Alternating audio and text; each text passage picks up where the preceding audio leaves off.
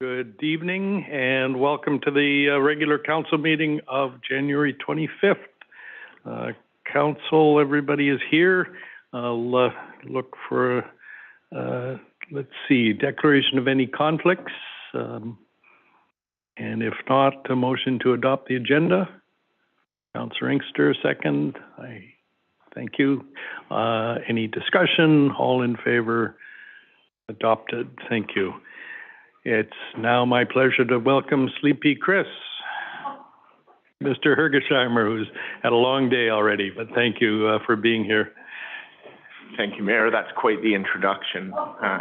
This is the end of my delegation tour, so it's been a long road. Yeah. Thank you, councillors and Mayor, for having me here tonight. And just a reminder that this delegation is for information only, just to let you know about this project that is currently underway, the Poverty Reduction Project, and I'm the project manager, Chris Hergesheimer. So this is a joint effort of the SCRD, the Town of Gibsons, and the District of Sechelt. It's a UBCM grant, which is stewarded by the Resource Centre, been around since 1992 with values of collaboration, advocacy, respect, equity, and inclusion, and they're just down on Toreto Square.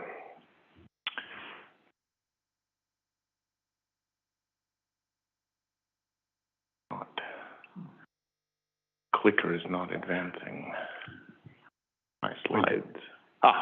Excellent. So I guess a good place to start is with what is poverty and the definition that we are using for that. And that definition comes from the Government of Canada's first poverty reduction strategy, the Opportunity for All. And in this case, it means lacking the resources, means, choices, and power necessary to acquire and maintain a basic living standard and to participate in society. And so just a bit of a high-level accounting of what's been going on with poverty in Canada. Between 2015 and 2019, met a number of goals, saw a significant reduction of 10% in Canada, from about 1.3 million people brought out of poverty, 400,000 of those children.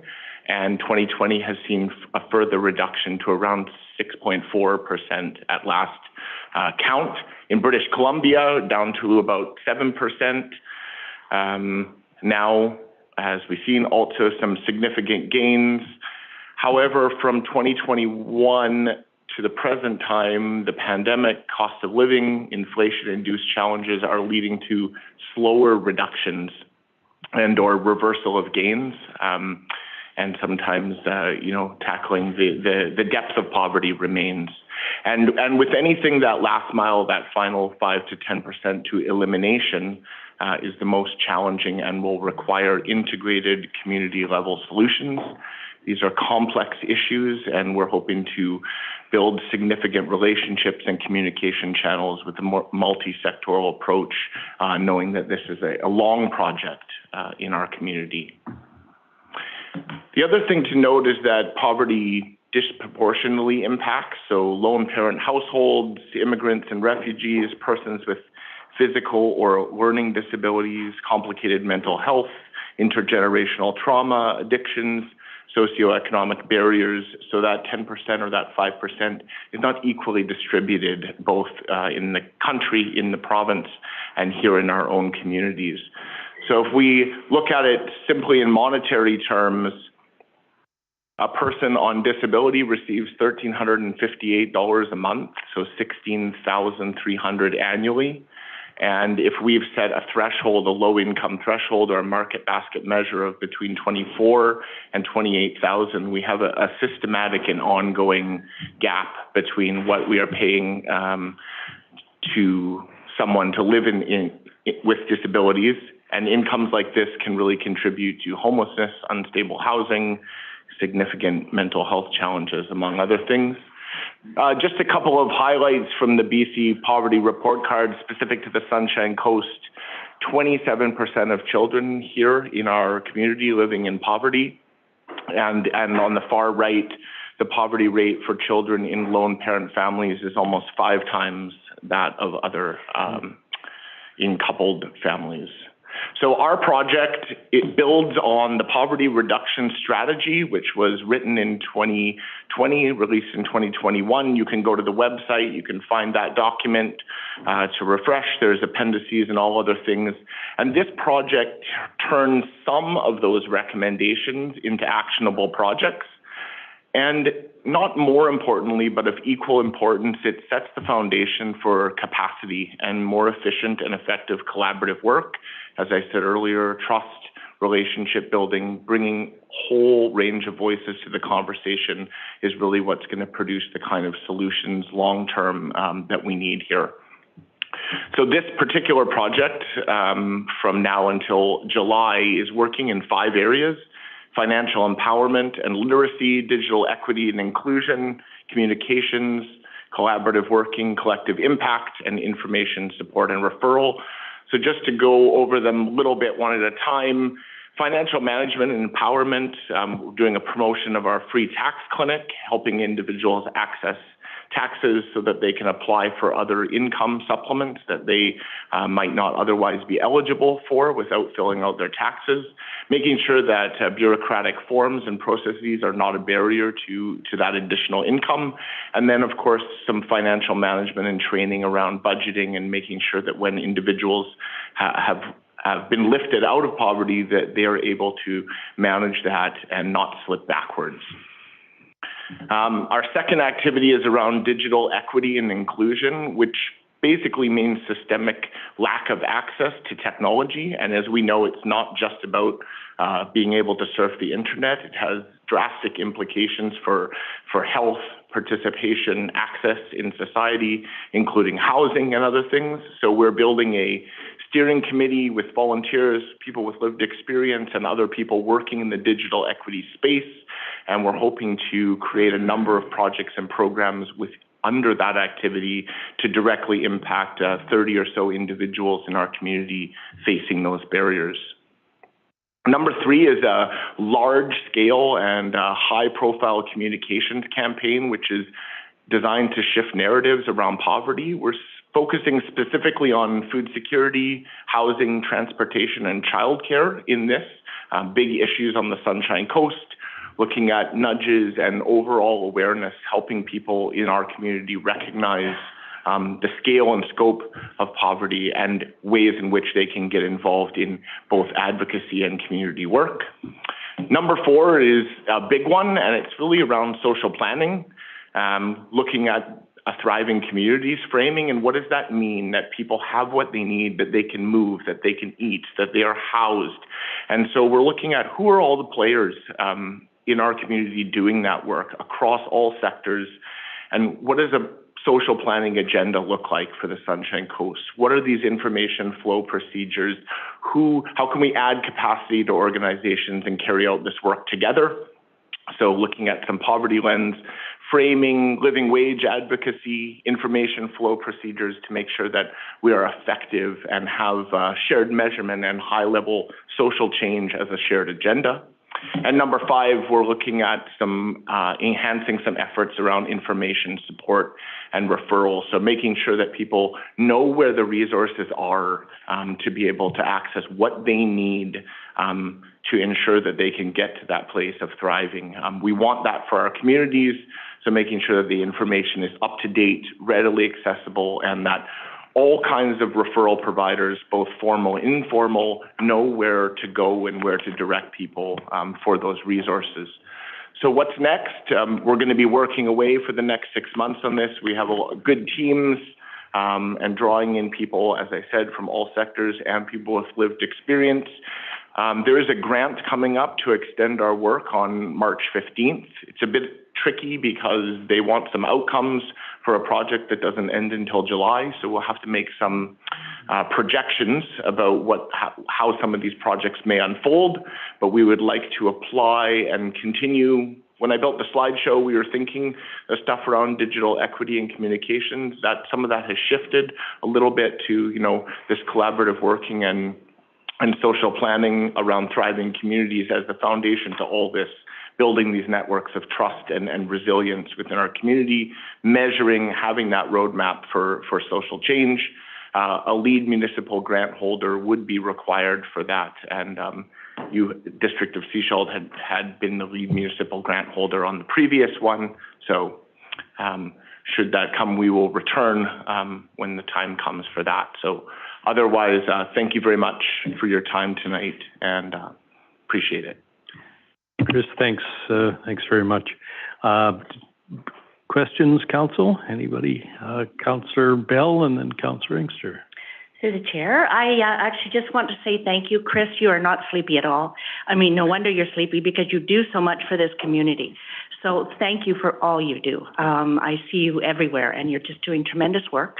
I love the C word, collaboration. I'm seeing more and more in that in this community. To me, collaboration equals capacity. And I'm really seeing a lot of that in this community now, and you're a big part of that. So thank you for everything you do. Yeah, thank you. I really believe in this work, and I truly believe that working together across those different organizations, that's what it's going to take, and that's where ideas that are going to be impactful and sustainable come from. So great. Thanks, Councillor Inkster. Thank you. It has been said that a society is judged by how it treats its most vulnerable. So we always have to keep that in mind when you come before us and talk about some of the challenges in our community. I wanted to ask you, Chris, will you be coming back and speaking to us and providing updates on, there's a lot of important issues in our community, and there's another one we'll be discussing tonight. But a lot of that is dealt with by government. In these areas, there's not a lot of bodies that give us information and that will help with our most vulnerable citizens. And you're one of them, other than government programs that exist. So I'm hoping that you will come back and give us updates and speak to us and ask for help if you need it and we can provide it.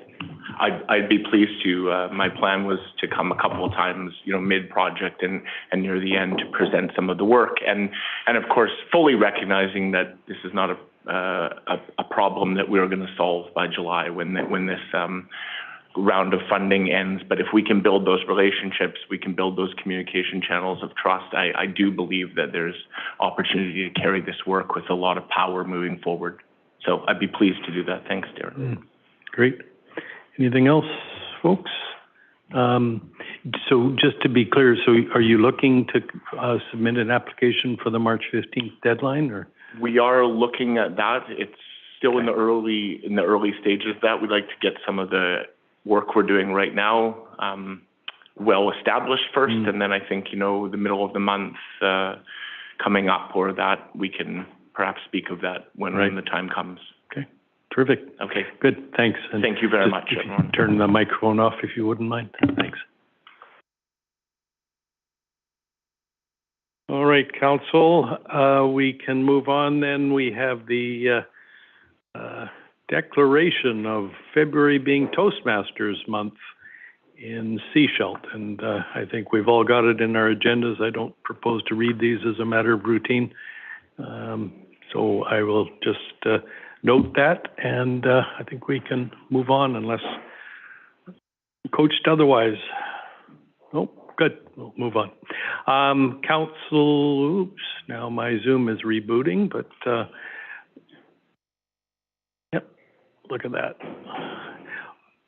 I think, I hope the online gallery can still hear, so we'll look at the regular council meeting of January 11th before us for adoption. Council, any errors, omissions, corrections?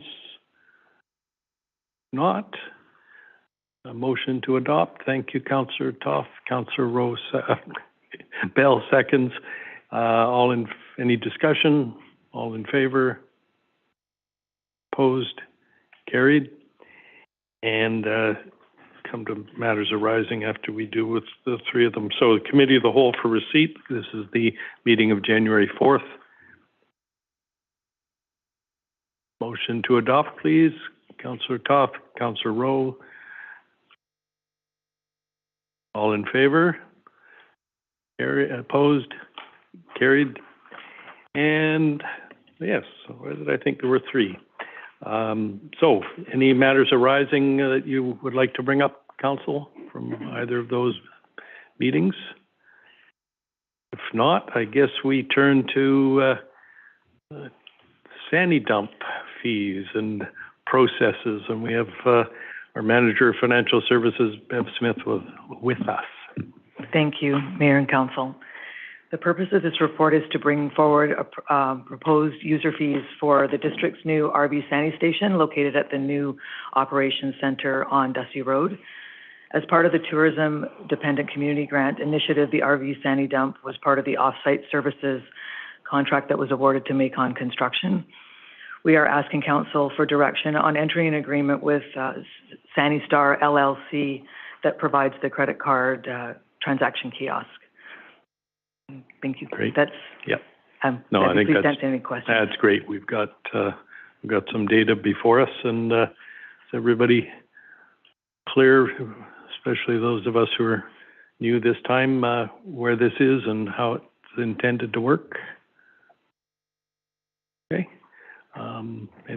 Any questions? Councillor Bell. Yeah, through the chair, and you may have answered this somewhere, but as I say, in part of my learning experience here, just under the financial implications, the grant covers the $126,519. Is that fully covered by grant?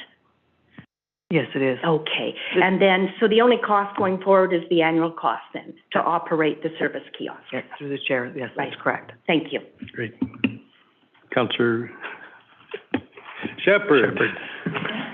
To the chair, how many other Sandy dump operations are there on the Sunshine Coast? How many others? Yeah. Oh. I don't think there is one, is there? One of the guys, maybe they still take it, but that's why it's kind of important for tourists in particular. Please. Yeah, there is one in Gibson's, I believe, at the Chevron station. Hey, thanks. I'm curious, so where the proposal is to charge $10 per dump, what happens to that fee? How is that going to be recorded or accounted for? Okay, sorry. So through the chair, that will be recorded as revenue, and the $2,700 obviously would be an expense. Right. Yeah. But it then goes. We treat the Water Resource Center and the sewage treatment separately. So presumably some of those fees should go to the to revenue for the Water Resource Center. Very possible, yes. Yeah. Great. Any thoughts, council, on that fee? Is that the right amount, or is it? No. The for the customer. You know, there's a school of thought, and I've read that you make it free to encourage people to dump, but then the cost is being absorbed by somewhere, and others say we should charge more, and then. So the question really is, what do you think? Is this the price you want, or do you want $5 or? Yeah, it's a service that's needed, obviously, because we've been talking about this over the last number of years. Once the Petro-Canada and Sechelt ceased doing that, there's been some issues over the last number of years. If this is a proposal put forward by staff through research and analysis of the subject, I'm okay with it. But what I would ask through you to staff is that they come back, much like Chris, in a year and let us know what kind of, what the revenue side of the equation looks like and the usage. And then perhaps we can, as we do with other fees, make an adjustment. Okay, thanks. Councillor McLaughlin, please. Thank you, through the chair. I'm just wondering, do we have any idea of the usage? Like, how many users do we get in a year? And because I'm not really convinced that the $10 would cover the real cost of processing all that sewage. Okay. Mr. Douglas, please.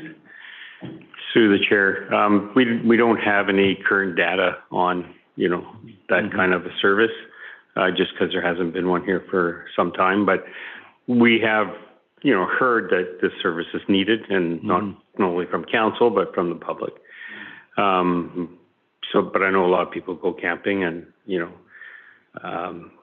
we don't know if it's going to meet the $2,700 or exceed it at this point, but, we want people to use it, so we don't want to go too heavy, because it's kind of known out in the industry that if you go too high, people will go as far as they can to find something for, free or for less. So, and it will, the cost will be 2,700 plus some allocation of costs for the volumes that are dumped at the processing. Absolutely, yes. Yeah. Councillor Toth, please. I'm sorry. Oh, yeah, if I could just follow up with that question. Please. I'm assuming that there are people that live in their trucks, trailers, whatsoever, in the vicinity and would want to use this, but, if they're going there every day or two, how much of that kind of use is growing? I would just like to be able to get a feel for that, because I do think that exists.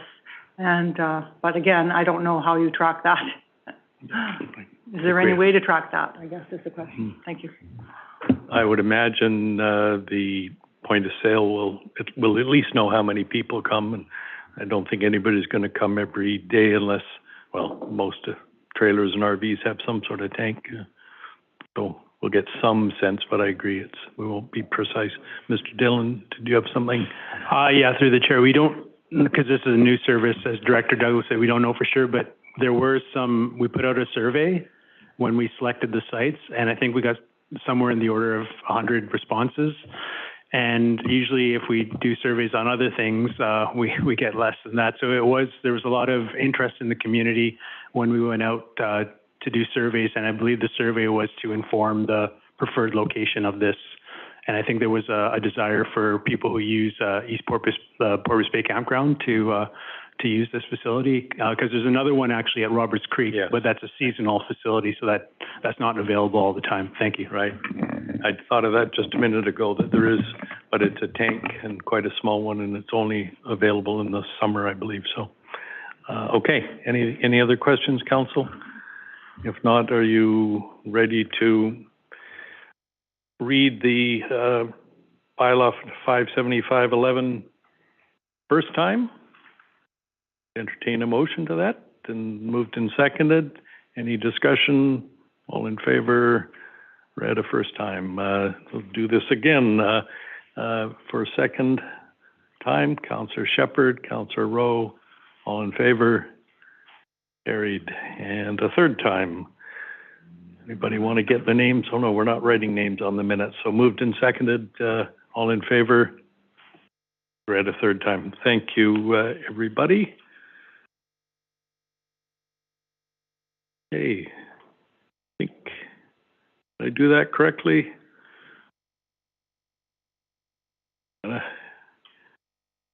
Yes, Councillor Inkster. My comments in reference to staff coming back, or can we just assume that will happen then? With the report? You could write a note and I could diarize it or something like that? But no, okay. Well, I'm sure Mr. Douglas has tattooed it on his arm to make sure he doesn't forget. Yeah, and naturally it'll come through the budget process. You'll see the revenue there as well, but for sure. A separate report, probably. Pardon me? A separate report, when you say for sure, then other than the budget, in the budget figures. Yeah, you will see it in the budget, but if you want something more than that, then that's not going to be a problem. Okay. Yep. Okay, thank you. Yeah, and I think it's worth just considering how we'll allocate, because we're starting to do more and more allocations of costs between the different operating parts of the district. So it's probably worth at least for information at some point. Yeah. Any idea when this will be in operation? There's one for public relations. Thank you for the question. So the Operations Center is slated to open in spring. So the intent is to get this operational in time for the next tourism season. So May at the latest. Thank you. Great. Okay, thanks for that.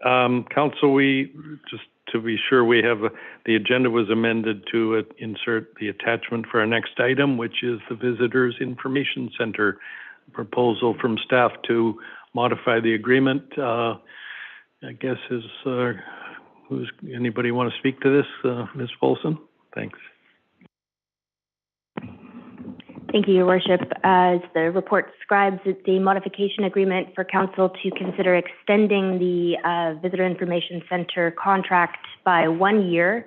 It also would add a fee increase for the services that they have provided to account for the inflation over the past 3 years. They've had a fixed fee, and there have been costs have risen over that time, including hydro and various other factors, including the cost of wages reflecting the cost of living on the Sunshine Coast. Okay, so council, any questions or point, please, Councillor Inkster. We've had some discussion of this, and I'm comfortable based on the discussion we had to move this forward. But I'm assuming that the information that we, as part of the decision this evening, will go out to the public in that form of information, and then it may come back. We may get information on the extension come back to us before the minutes are approved next meeting. Because we just don't know when we do things like this if there's any concern over an extraordinary extension. I see what you're saying. Yeah. So my assumption is that within the next number of weeks, hopefully by the time we approve the minutes, we may hear something if there's any concern over the extension. I'm assuming not, but when we do these extensions, you don't know. Yeah, and this is a little different. We extended this, I believe, in December or late November for 3 months. So that was easy. This one, I have to say, I'm not opposed at all, but I would like to suggest we should be extending to December. I think that a new proposal or a new RFP this fall, it gives all proponents at that point a chance to bid on a new contract is better in the fall, because then they hit the ground running in the slow period of January, February, before they really get into the busy season. So that's the one contribution, I guess, or proposal I would table. Anybody else? Councillor Shepherd, please. I'm not sure from our previous discussion how many groups are actually bidding on this contract. In the last 2 terms, I believe it's been 1 submission in the last, because they've been 2 years contracts, I believe, in the past, and I think they've been sole source or one submission. Right. So I guess I'd suggest if there's essentially 1 bidder, then, the timing, they're probably able to react within the timing in the draft agreement, but. Yeah, we don't know if there's going to be more than 1. We did, thanks. Yeah. Councillor Inkster. Yeah, thank you. When there was a change from the Chamber of Commerce in the early 2000s to the, I think it was Volunteer Center, and then it changed to tourism, which is a sensible change. There was four people interested in that contract at that time. And so just to give council some historical information. Right. Okay. Councillor Toth. Thank you. Yeah, I think this is a prudent decision to just extend it by a year. The math is simple, the contract terms are simple. That gives us this year to contemplate whether we want to continue operating or to continue to have the Visitor Information Center in the model that we've got. With everything moving digitally, we may not even need it going forward in 2024. But I think I'm fine with just moving it forward as is. So I'm going to move the recommendation on page 25 as presented. Okay. Is there a second? Okay. Any further discussion? All in favor? Carried. Okay. Now we'll move to item 9.2, I beg your pardon. This is something that I brought forth, as many of you will know, and I have would like to ask if Deputy Mayor Rowe would take over chairing the meeting and entertaining what I'm sure will be some lively discussion. And while we're doing that, if we could get the... No. If I have to use that, we're in big trouble. Okay, nope. All right. Okay, so when we were campaigning last fall, the top priority for most of us was water. And when I took office in early November, in the first 2 weeks, I had to sign 2 states of local emergency because of the fact that we were about to run out of water. And that's something I never want to have to do again. It's clear if we're going to avoid stage 4 and stage 3 going forward that we must find additional supply. I don't think that's a surprise to any of us. In recent weeks, I've learned there are plans for other sources, but they're years away. This won't help us this summer, next summer, and potentially for years after that. Even the Church Road well is hopefully online by May. The result, if we have another dry or another drought like we had in the last 2 years, we risk going to stage 4 again, and in my view, this is unacceptable. As Council knows, I've had a solution that will help us in the very short term. I also have ideas for the medium term and longer term solutions, but for tonight, I'd just like to talk about the very short term. So I'm pleased. This is based on a lot of work done by a number of people in the community and some experts out off coast. And I'm bringing this forward for you to seek your views on how you would like the district to proceed. So if we can go to slide 2, please. I think this doesn't show as well as I would like, but I think everybody knows up on the top right, it's entitled Ops Center. Conveniently, essentially right there is in East Porpoise Bay is Dusty Road, and that is where the well is. Maybe the next slide, please, Carrie Ann. So you can see right above the Dusty Road on the lower right is the little red X, and that's where the well is that I'm referencing. In 2018, that well was drilled by the SCRD, or a contractor, and testing was undertaken. It generated the best results of the 4 that were tested by the contractor at the time, both in flow. It was also considered the least expensive. At this point, as I said, we're in an emergency, and my goal here is to use this water that comes from this well as a short-term solution. The experts that I've talked to are confident that it will generate 1,500 cubic meters a day of water. And as a point of reference, Church Road, which it looks like it'll cost about $10 million, generates about 3 times, a little over 3 times that at 5,000 cubic meters. These are big numbers because we were last summer using, I believe, at a low of about 8,000 cubic meters a day. So 1,500 added to that, and hopefully Church Road will, and again, hopefully, will mean that we don't ever have to go to stage 3 or stage 4 again. If we can go to the next slide, we'll get into, I think I've talked about some of this, but you know, the well at the time, despite being very high volume test and low cost, there were concerns expressed about the risk from future industrial activities, and also about there were concerns expressed, but there was no measurement of the potential risks of contamination. So I think, I'd add, and I'm going to talk about those in a minute. But you'll go to the next one, please.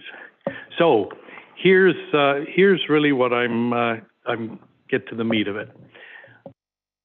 We can, and you notice the time frame here has water at the bottom by July of this year.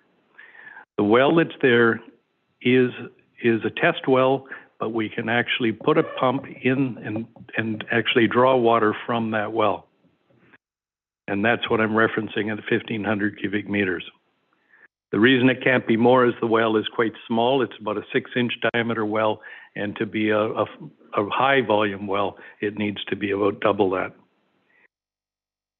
To get there, my proposal is that we very quickly get into, we commit to professionals to retest the water quality and the capacity. Part of that is having a professional hydrogeologist come up with reports to ensure that the water is of the quality that we fully expect it will be. That is the Canadian drinking water standards, and that they test for all potential contaminants found in landfills and industrial sites. And on this, I just reference that whole hill is sand and gravel, and it's among the best types of natural filters that exist. So the people that I've talked to were very confident that contamination is minute in likelihood and we can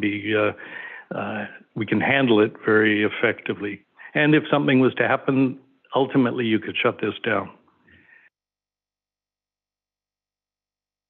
So we can do that for a cost of between $25,000 and $50,000. What that generates for us is we know we have a resource that we can use.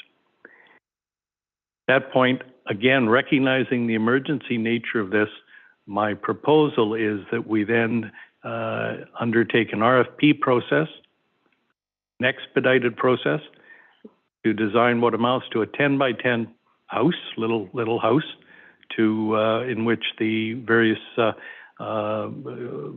components of a well will be installed. This would include chlorination and ultraviolet to ensure that all the treatment, we probably don't even need ultraviolet, but we should be extra careful. We'd also need to draw power, and we're fortunate power is nearby, both perhaps on the Ops Center, or certainly we can access it from the nearby BC Hydro. And then from there, the concept is, and I've learned a lot in the last year or so, the water can be put into the adjacent water mains. So you just essentially run a pipe to the best location. It could be as close as 30 meters away, or it could be about 300 meters. Either way, this is very accessible. Indicative costs for doing this, if we were to proceed, would be in the order of $350,000. And I have to mention that is what the SCRD was obliged to pay last summer to put the siphons in, to siphon the water out of Edwards and into Chapman, so they could be drawn down to keep us having water. So if we were to proceed with this, we would have the project could be built. I'm advised in week 18, gives us 2 or 3 weeks of testing, and we could have water by the summer. Okay. So I'm here tonight because I wanted to give council outline to council what my assessment is, and there's some decisions that need to be made fairly quickly. As you all know, I'm delivering a similar presentation to the SCRD tomorrow morning, and one of the things, this well is on our property at Laudale. As such, it's up to us to decide what to do with it. So it is I'm looking for your direction on what role you would like to see the district play. The proposals I've had here are resolutions that could come from us, or it could come from the RD. But what matters to me is that we get this going, because I have, as I said, this is an emergency situation. I think we have a very real risk of running out of water or going to stage 4 almost at a minimum this summer, and for some years to go before the bigger solutions come online. I think perhaps I can leave it there, and I welcome your questions. Deputy Mayor, thank Questions, you. comments, council? Councillor Inkster? So obviously there's some funding components to this. I'm hoping that they go through the water system in place, which is the regional district, those costs. I would ask the 2 representatives of the regional district, and probably speaking to the individual who presented this report this evening, if they identified contingency amounts within the water budget of the regional district that could easily cover this. We know that the church well cost, I think it's been said, $10 million. Mm-hmm. The cost that you've identified is 3.5% of that total. Mm. So that would be my first question through Councillor Rowe to yourself. If you've identified a contingency fund or an amount at that table that could fund this project, based on the assumption that the project amount is quite minimal compared to the previous project amounts that have been spent on other wells. Sorry, I've got to remember a different role here. I can't point to a specific pot of money that is sitting at the regional district. As you say, the amounts are smaller, and my focus is we need to get it done. At round 1 of the budgets today, and Councillor Toth can correct me, but I think we approved something in the order of $320,000 towards the Church Road well for this year, just additional costs related to Church Road. But I think the fundamental thing is we have to find the money. We have to find the water. Councillor Shepherd? Thank you. Thank you to the mayor for responding to an emergency in the community. My first concern, looking at the plan, is not the budget. It's you know, I don't see any mention of government regulation here. So the plan, as you've outlined, we're feeding. We are doing some testing that is not necessarily agreed to or sanctioned by the utility that provides water in the region. And are there not, I guess, A, health concerns to that, and B, are there not a large number of government regulations controlling water supply and health and so forth? For instance, I think there's a restriction on wells that provide drinking water that are in proximity, I think it's within 500 meters or 500 feet, to gravel operations. So there's a large legislative component here that I don't see in the plan. Mm-hmm. Thank you. Yeah, thanks. There's a couple of things. This is a short-term solution, and there are different rules that apply to short-term. Short-term groundwater licenses are handled differently than the permanent groundwater licenses. So, for example, the short-term licenses are administered by the Ministry of Health, and they are for 2 years, and they are approved quickly relative to the 2 or 3 years that I understand. Sorry, the morass that is the approval process of this is pretty complex, as you point out. So to get the For example, I think Church Road, we've been waiting at least 2 years for approval, probably more than that. But this is a situation where I certainly expect to be in Victoria to advocate and to do whatever it takes to get this done. I'm hoping, I've yet to ask the chair of the regional district if he will accompany me, and for that matter, the mayor of Gibsons. So just to try and finish that there are different ways of treating this than might otherwise be if we were applying for a long-term license, and that should have been in my report. Ask a follow-on question.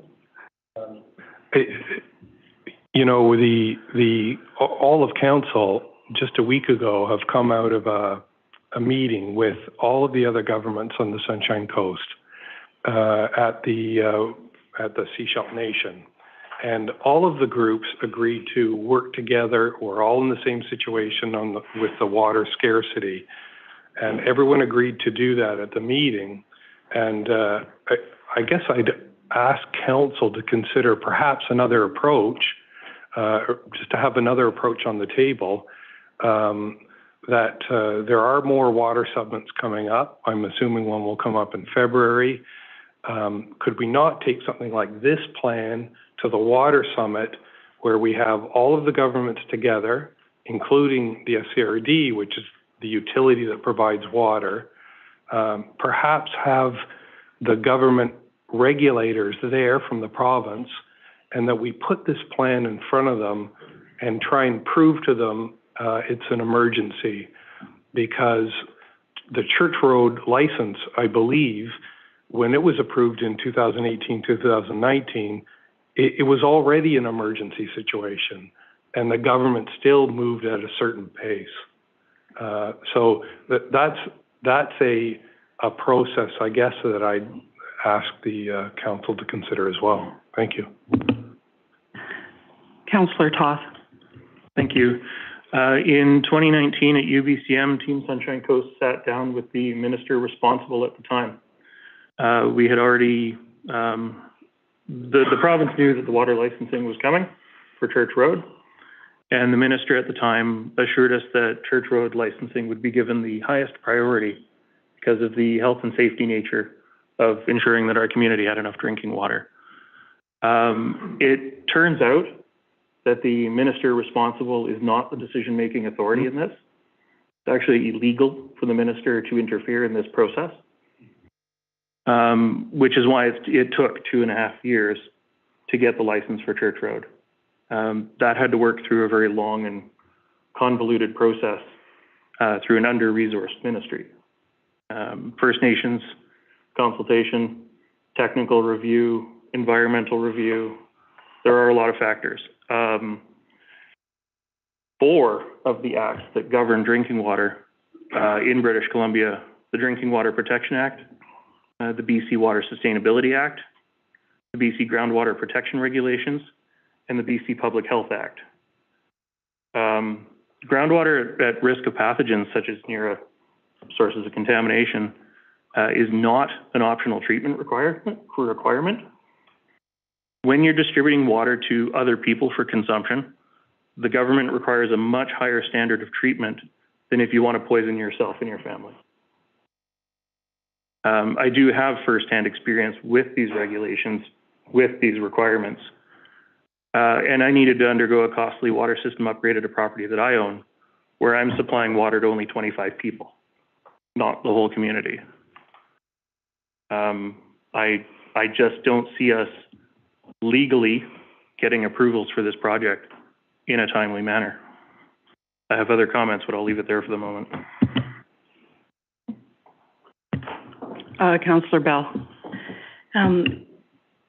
Mayor Henderson, your manifesto speaks a lot about opportunity, and like anyone else in this room, there's nothing more than I would like is to have opportunity to more access to water.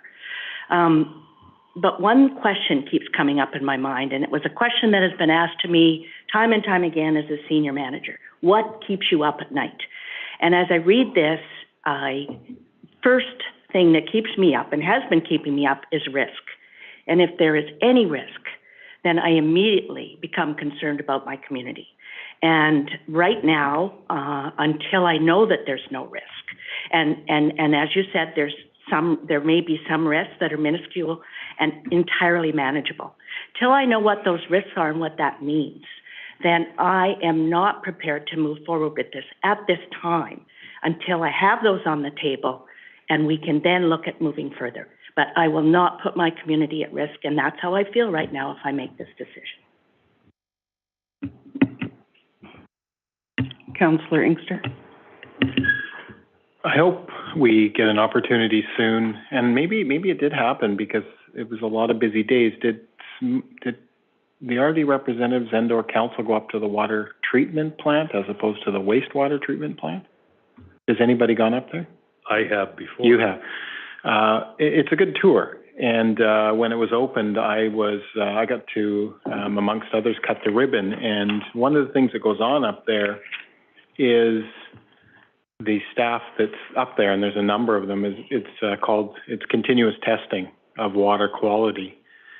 If we attach this well to a regional system, which is why I was looking for funding from that area, because I think it's available, there would be continuous testing. That's part of their mandate.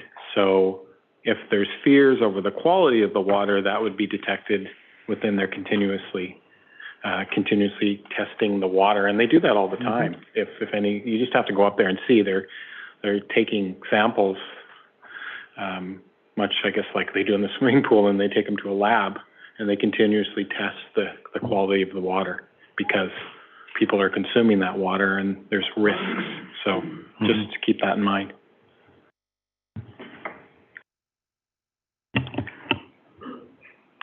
Councillor McLaughlin. Thank you, through the chair. Council needs to work with the SERD, the purveyors of water, and adopt or exercise what's called the precautionary principle that the SERD and Sechelt Nation have adopted. This was discussed at the Intergovernmental Water meeting that was held Monday, January 16th, 2023, which we all attended. And I do not support pursuing the Dusty Road well or the formation of a water supply solutions team. I don't know who Mayor Henderson's experts are. It'd be nice to know, but I don't agree with the idea. I don't agree with the assumptions, and I do not believe that there will be no cost, as stated in this report, under financial implications. I don't believe there will be no cost, and as you said, there will be costs to these items. We need to keep taxes down and deliver a responsible budget. My thinking is that with the long-standing shortage of potable water in Sechelt and the SERD, unfortunately, Council cannot support new developments, and I'm talking about the demand side, not just the supply side. We can't support new buildings or short-term rentals at this time. A recent Coast Reporter poll says that, given water concerns, 75% of people who took the poll thought Sechelt should not be approving rezonings at a higher density. There was 428 votes. That's a lot, I think, on this kind of poll. This is why I have raised the alarm about water regularly and voted against developments, permissions to proceed, etc. Not because I don't care about affordable housing, etc. I do. But adding more demand for water is very illogical to me. We are worsening our dependence on a very limited amount of potable water that residents have worked hard to conserve during the last 5 years of drought, heat domes, etc. It also flies in the face of the precautionary principle, and to use Mayor Henderson's burning house analogy, it's like throwing fuel on a burning fire when you know you don't even have water. The short-term solutions regarding wells are underway. The summer is still going to be difficult.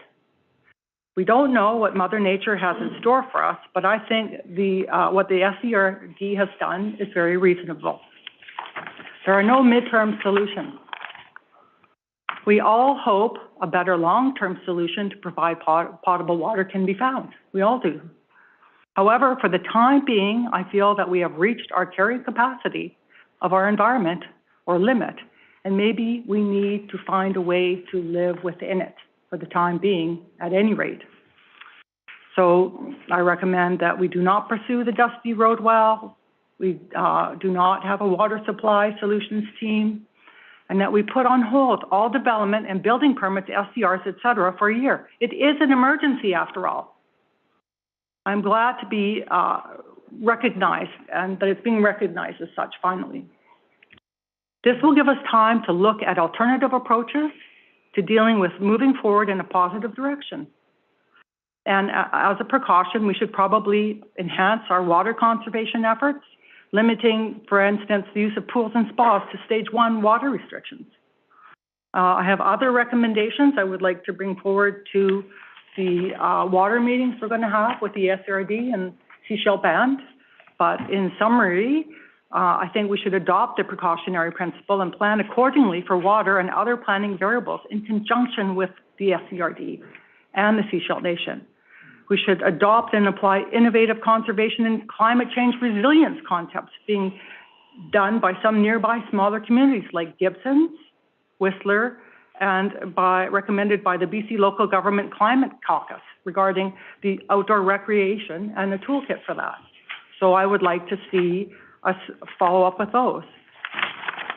I have these in summary for the minutes. I would like to have them attached to the minutes, and I have copies for members of council, but I'm going through most of it. I would like us to consider the possibility of adopting something called donut economics approach.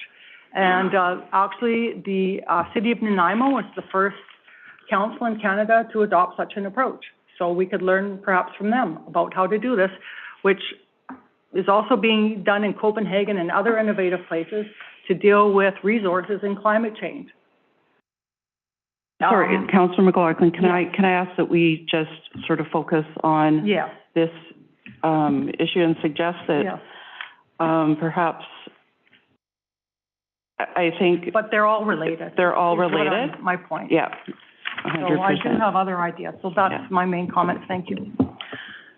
Councillor Shepherd. Just to address the proposed motion to consider the proposal, should we not refer this firstly to staff to see what our risks are, as Councillor Bell mentioned, to get an evaluation of the proposal, just to make sure to assume or to come back perhaps within the next 2 weeks with an assessment of the risks. Thank you. Your Worship. Thank you. The risk is $25,000 to $50,000. That's the way I look at it. That we would be spending that money to get the technical information that we need to make the decision about the risks. Right? We can't make them without that data, which comes from the testing. And so that's the way I would respond. I don't like there's been some inflammatory words used in response to this. You know, nobody is going to put anybody at risk with this. There's no professional that would do it. I certainly wouldn't support it, but we'll figure that out with the initial testing, which takes the first, I think it's 6 weeks, and costs $25,000 to $50,000. Sorry. I know Councillor Toth, you're next, but I'm going to speak for a hot second because Your Worship used the words inflammatory words being used, but and I don't necessarily disagree with that, but just to speak to your document that you put out in the paper and on social media, you used some pretty strong language. So when you say no approvals, no studies, to me, those are inflammatory words. And I understand you're trying to get people's attention. But let's be clear, I am 1,000% not in support of anything that involves no approvals. I'm not in support of asking staff to do anything that takes them down that road.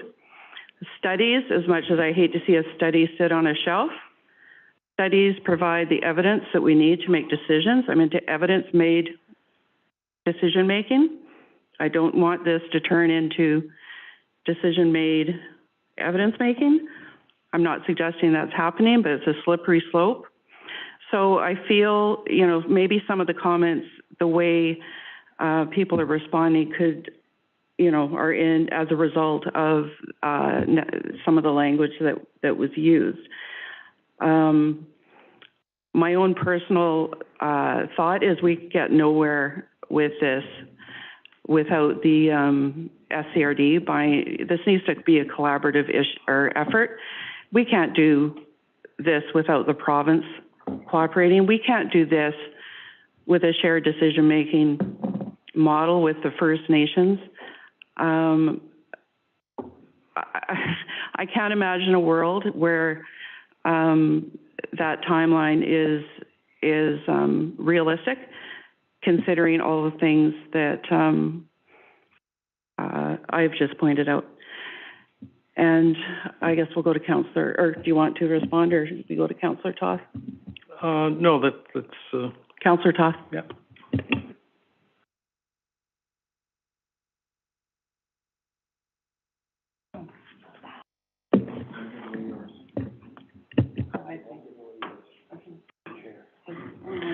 Thank you, Chair. Councillor McLaughlin made some remarks, so I got a lot here. I'm gonna throw some more of it out. I did not run on water. I've said it before. I've said it before at this council table, and my website is still up. On it, priority number 4 for me is greater transparency for my local government. And the actions that I've seen so far in this file are not how we go about achieving greater transparency.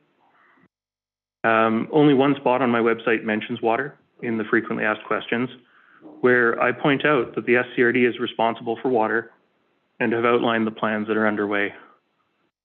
I also say on that website that we need to be calling on the province to expedite licensing for local government, which is actually something that I'm hoping we can further discuss later on tonight's agenda as part of AVICC. I don't know if council is aware that these are the same experts that printed and stuck on people's windshields 2,500 flyers, attacking elected officials and publicly calling for the firing of named regional district staff in 2021. Sorry, that's not correct.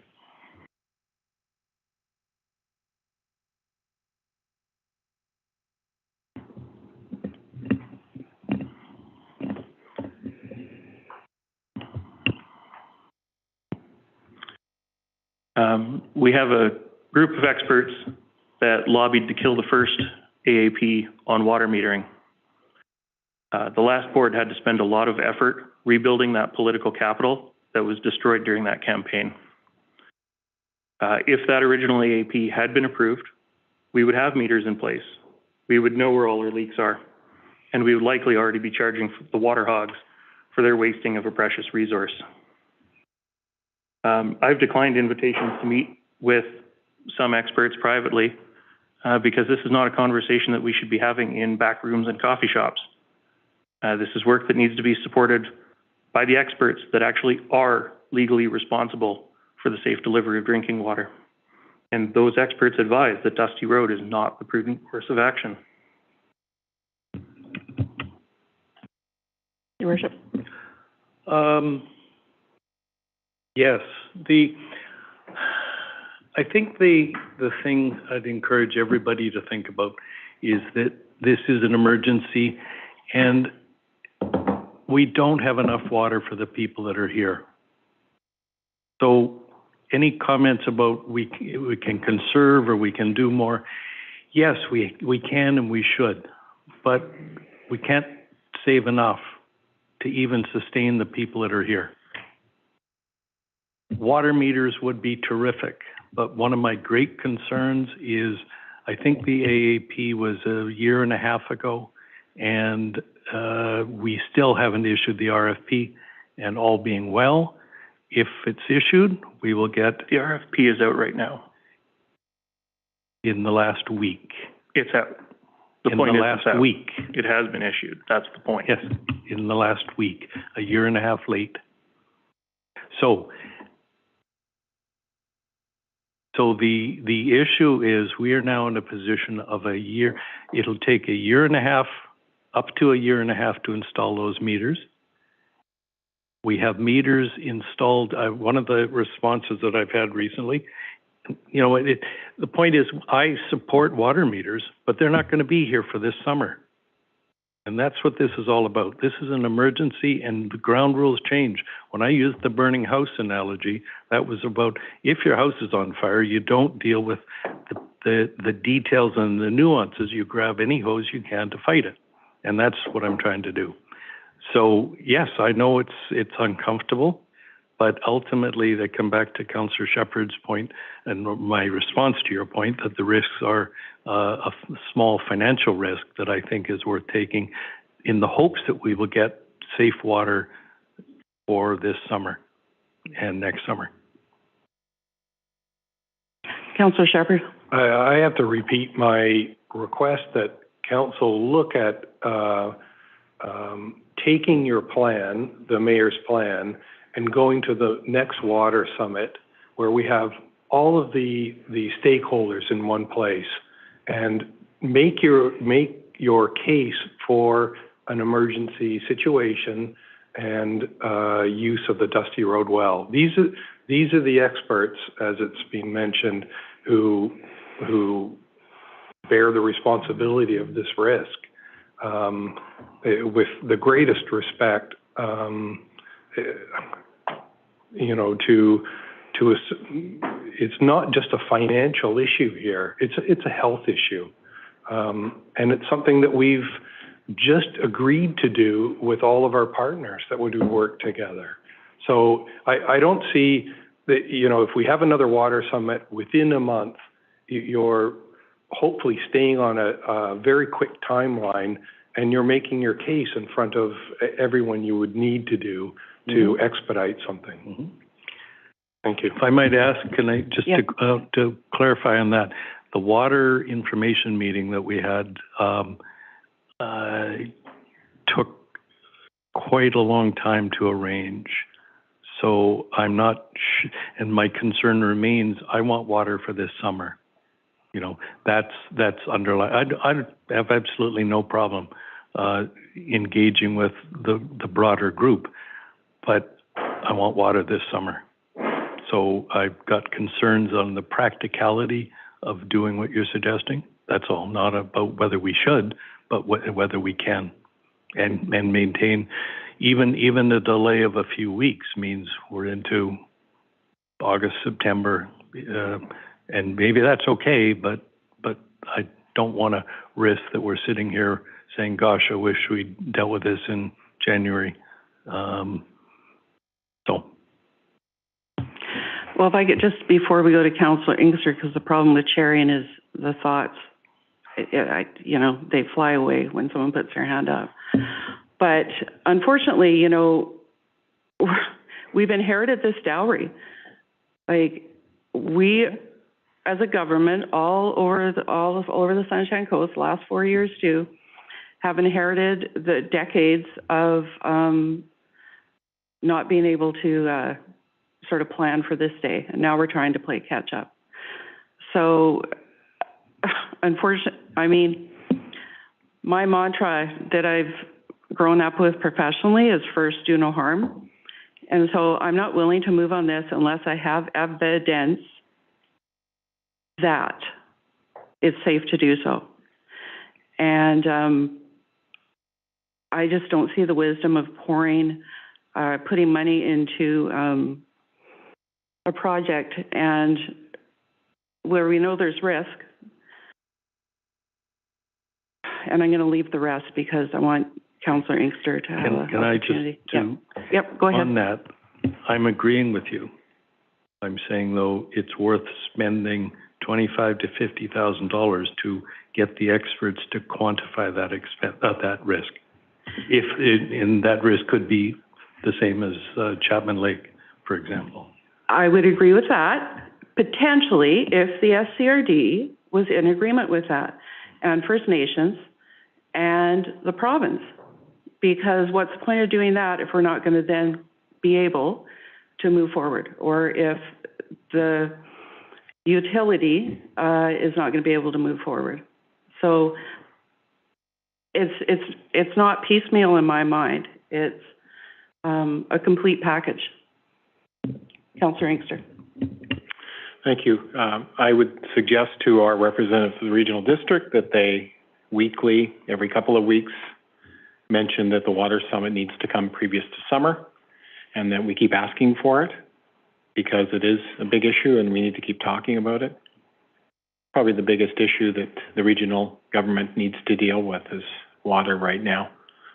The other services that they're providing are funded clearly, and there's no crises in those areas. I would also think, though, that with this issue, if we brought information to that meeting, if in fact this council will only accept at the bare minimum, or at the most, I should say, that it goes back to staff, and or we bring the information to the next water summit, if that's where this will go, to give this idea some life, because I fear that it's going to die and we need additional water sources, because they've talked about a reservoir and how expensive that may be for the taxpayer, and then that's the way in the future that we have to look at additional sources in our areas. I mean, I could say other things about sub-regional water discussions that we should start talking about at our table. That's provided by the regional district, but we should start talking about sub-regional water provision. Anyway, I digress. On this issue, there's no reason why, if it has to go to the water summit, and if we think it should or goes to staff, that we can't take money out of the gas tax fund and get this water tested so we don't have to go to our taxpayer. We know that there's money in those areas that could be used for these environmental purposes that we don't have to go to the ratepayers for in order to determine whether this water is safe. That's what we're asking. And we get professionals, other than the ones that some members of council question, to test the water and make sure that it's safe water. We also talk about the recharge rate, get some information on the recharge rate. We hear that Gibson's is 20 years, maybe this is as well. But that's what we need to do, and we have money for it, and we should look at it. Why not test the water?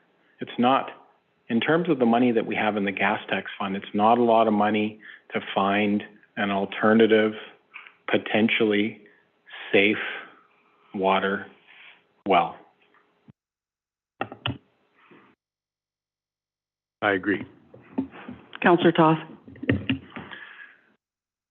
Why don't we host the next water summit? Why don't we host it here?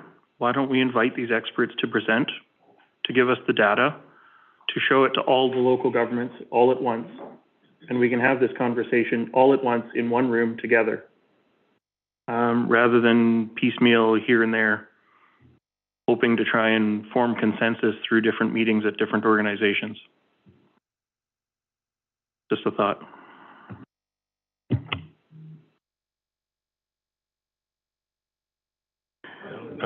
Okay. No. Questions at the end, please. Yeah. May I speak? Yes, you go. The other thing I want to observe, there's been reference to risk. There's risk on the other side.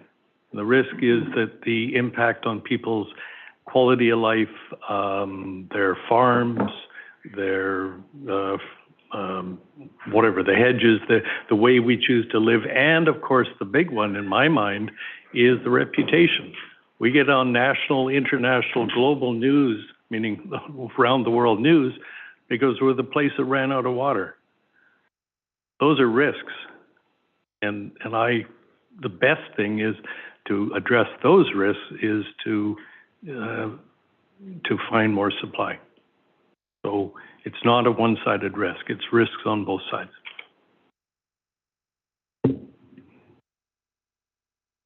Any other comments? Adam, looks like his hand is, or Councillor Shepherd. Even on testing, is the testing going to be done to a level that's acceptable to the SCRD? I mean, even that I'm not sure of. So I agree with Councillor Toth. Let's offer to host the next meeting, say it's an emergency, try and get all the stakeholders here, and make your case for the emergency and the very quick plan, and see what the reaction is. I'm not questioning that everyone in this community, stakeholders, everyone's being impacted by this drought that we're in. And I have no doubt, even with Church Road, that we'll probably be into stage 4 restrictions again. But given that, it's to launch ourselves into becoming our own utility.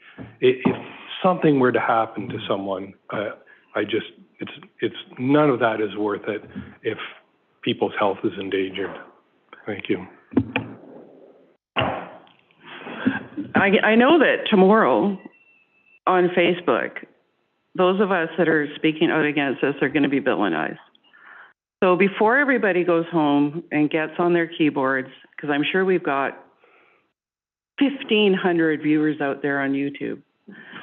So before they go home and get on their keyboards, that is not the case, and it's ROWE.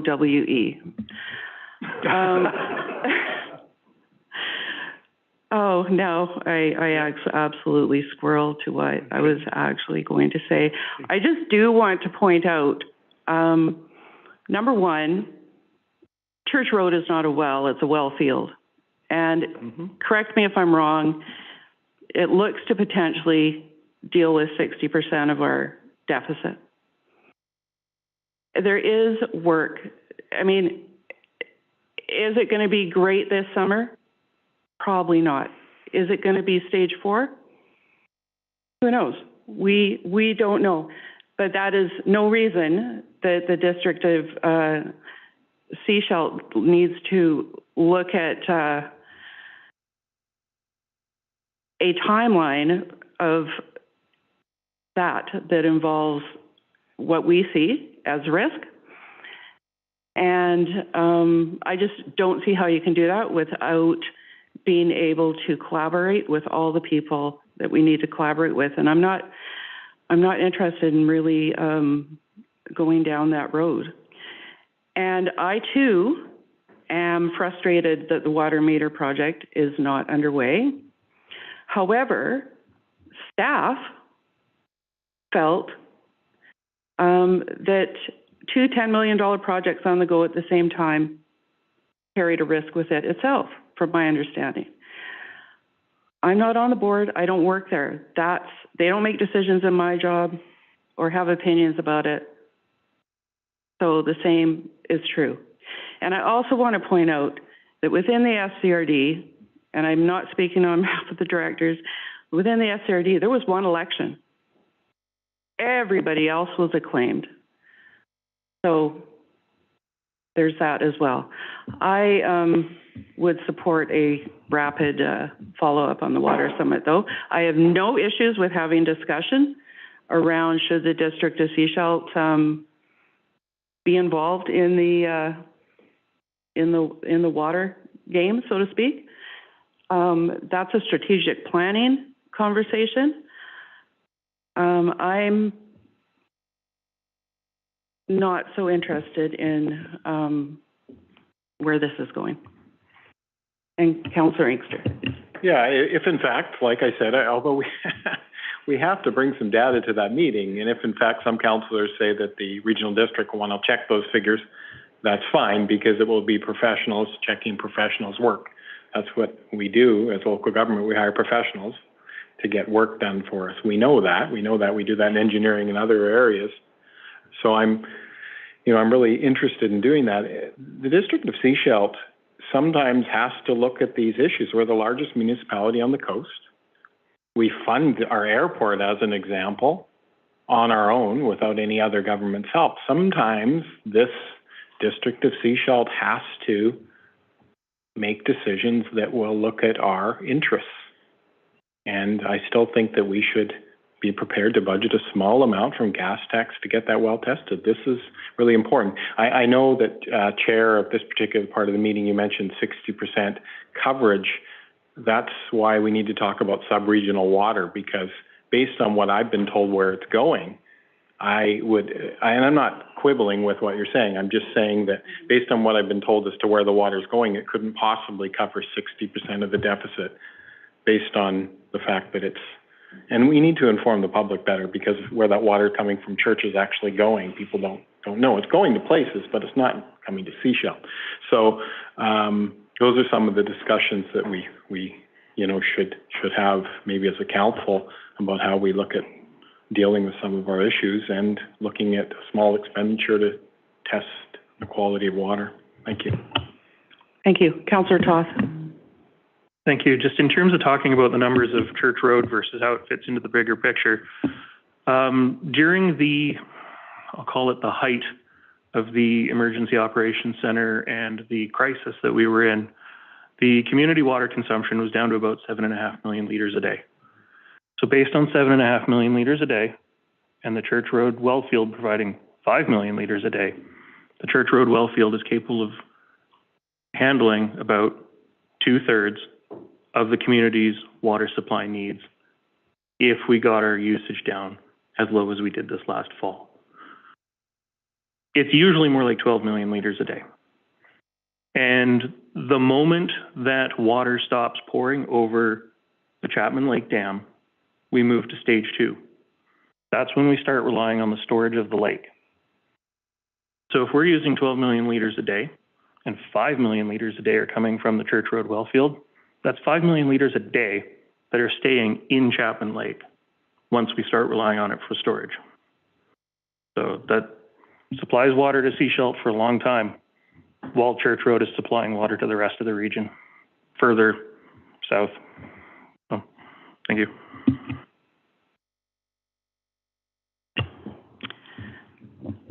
Okay, your microphone's on. Do you have anything else you want to say? Sorry, that's a habit. Sure,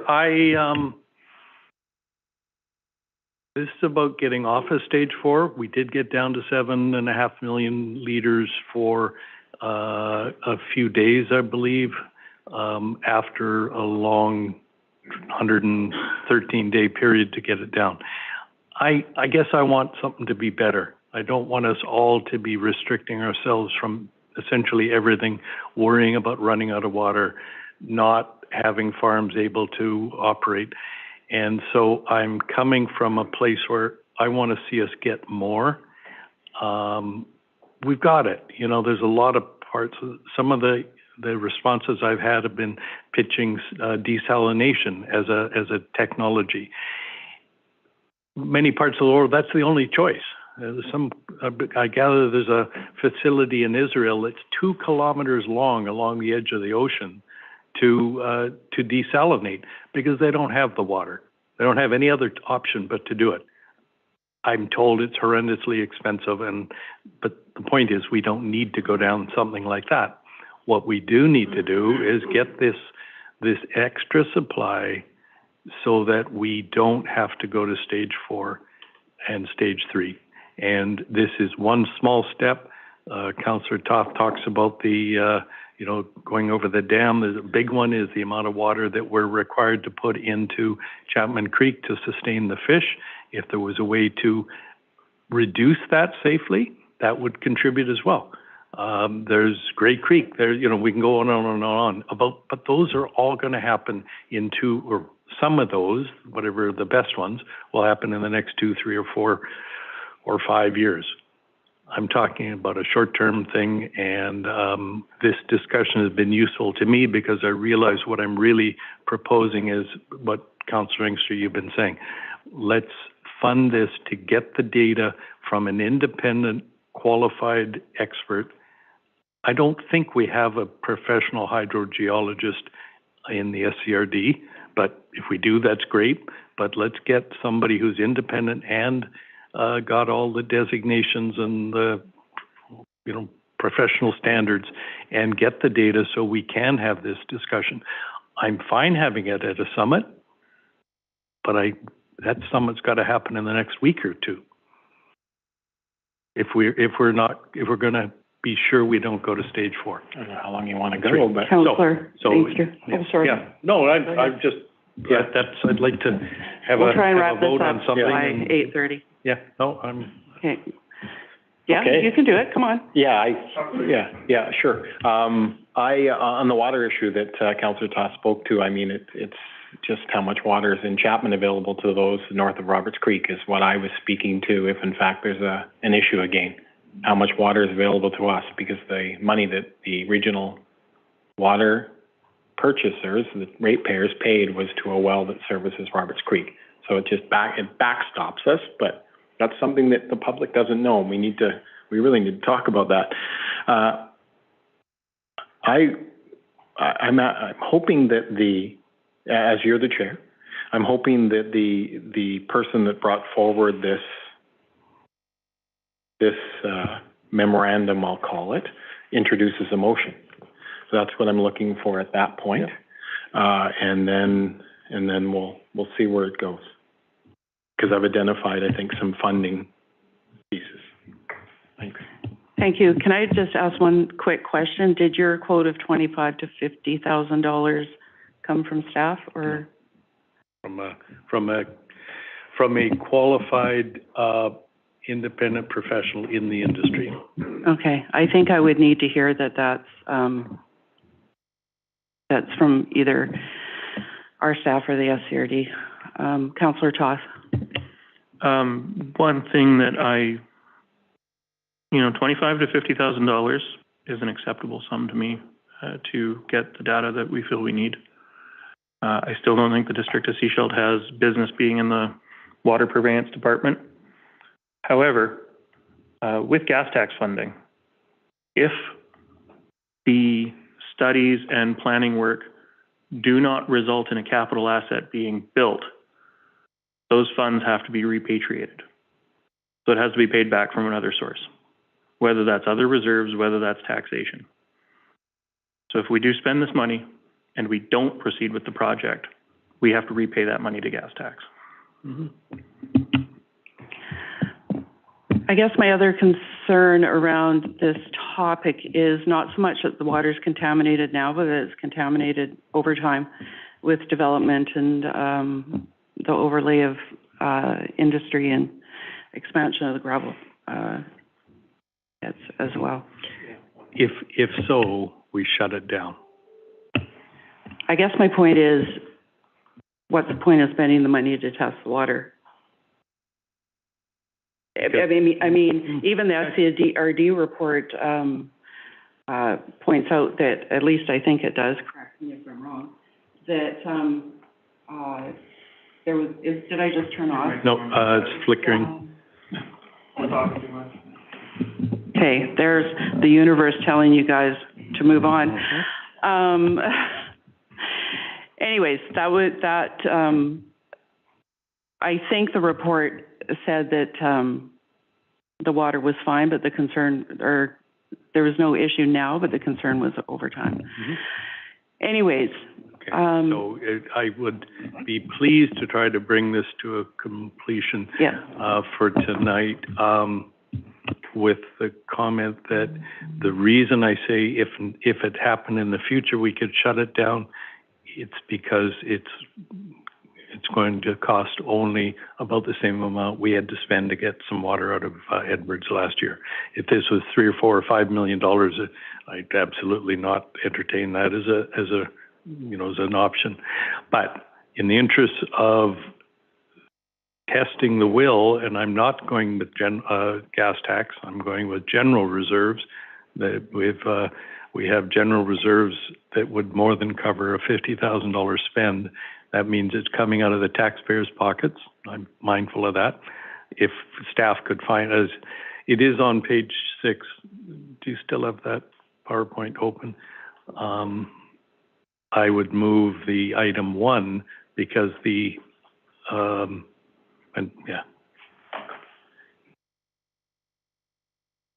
Item 1 is what I was proposing. The number 2 is an if, so that doesn't really apply at this point. We don't have to proceed with that. And you'll notice that I did contemplate negotiations with the SCRD, which does imply we could commence today, and they say, hey, we want to start, or we'll take it over right now. But this all comes back to, it's a different time, folks. It's an emergency. So my motion is, as written in number 1. If you wish, we could add number 3 to it, but that's always been, to me, sensible to invite them to do this for us if they wish, and if they will do it fast enough.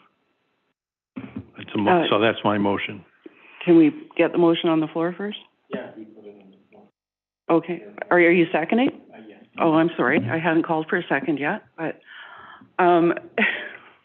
okay, so moved by, Mayor Henderson. Can I just read it so we're all clear? That the district of Sea shall provide funding to confirm the water quality at the Dusty Road well site of not more than $50,000. Okay. To a maximum of $50,000, and that the district of Sea shall commence negotiations with Sunshine Coast Regional District to supply water to them, or to have them take over the system? Perhaps in this context, take over the project. Take over the project? Can the corporate officer confirm that that's okay as a recommendation?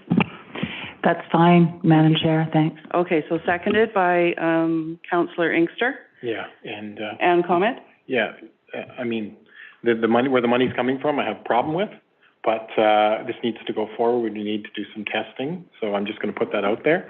I had identified a source, but that's okay. I'm okay with that one to go forward because we need some data. Okay, any other comments? Oh, sorry, Councillor. I don't know if I have anything that works. Yes, through the chair, hasn't the SCRD already looked at the situation and decided that this well is not viable? So that's what I read.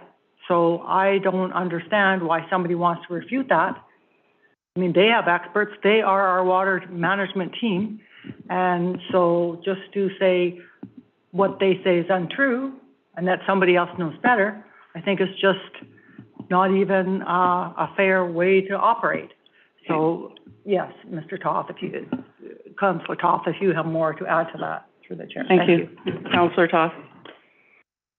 Thank you. The SCRD's report and work that was done on Dusty Road looked at turning it into a full production well field, similar to the way that the Church Road project has gone. If we're looking at a different scope of project, that's a different conversation. We are looking at a different board than was in place that made the decision to abandon the Dusty Road well field. I have concerns around the First Nations component of it because this test well was approved to be drilled before the foundation agreement was made public. And my understanding is that the board at the time did not know that the foundation agreement was coming. And so if the foundation agreement negotiations had been in a public forum that looks at shared decision-making and all and the transfer of gravel lands, if all of that had been in a public venue, would the board still have proceeded with that test well? I don't know. And I haven't contacted any of the other directors to speculate on what their thoughts would have been on that matter. Just an observation. Okay. I'm going to call the question. Oh, Madam Chair, just before you do, I'm not exactly sure what recommendation number 1 said about where the funds will come from, because that is not definitive, and I believe staff would like to know where council would like the money to come from. Where would you? The general reserves is the surplus from taxation that we accumulate small amounts of reserves from time to time. So the second part of that is really the key part, or if staff have a better source, a better source of funding. But for $50,000, I think we have places. First thing, if we could include the funding source in the motion. The general capital reserve is a capital reserve. The other one would be the general surplus. Okay. So, if we just add that to the motion, if you get a General surplus reserve. yes, just general surplus. General surplus, yes. Thank you, yeah. Okay, are we good, corporate officer? Yes, we are. Thank you, Madam Chair. That's what I meant. It's 50. I'm assuming it's a friendly amendment, and I'll accept it even though I'm a little unfriendly to the source, but I want this to move forward.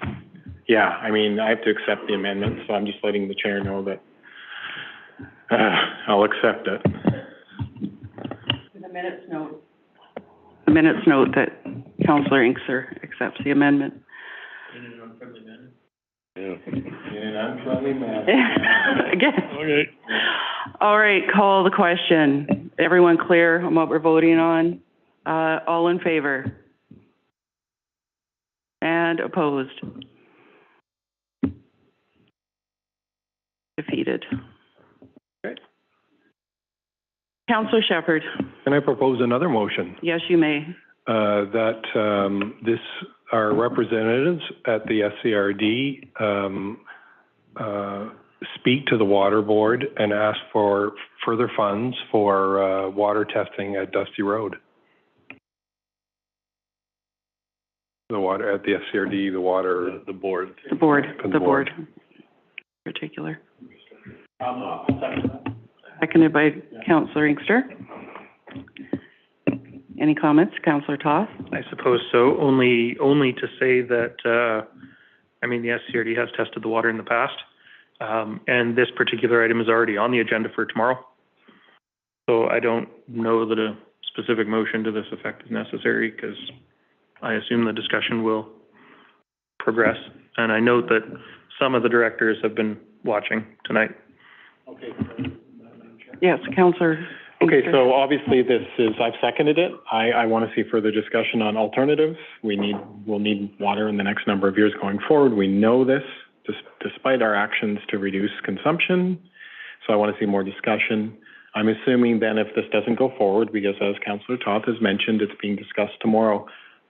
But I'm hoping that the two representatives are hearing from our council to continue along that line of continuing to talk about alternative sources. And I know that one member obviously does because he introduced the issue.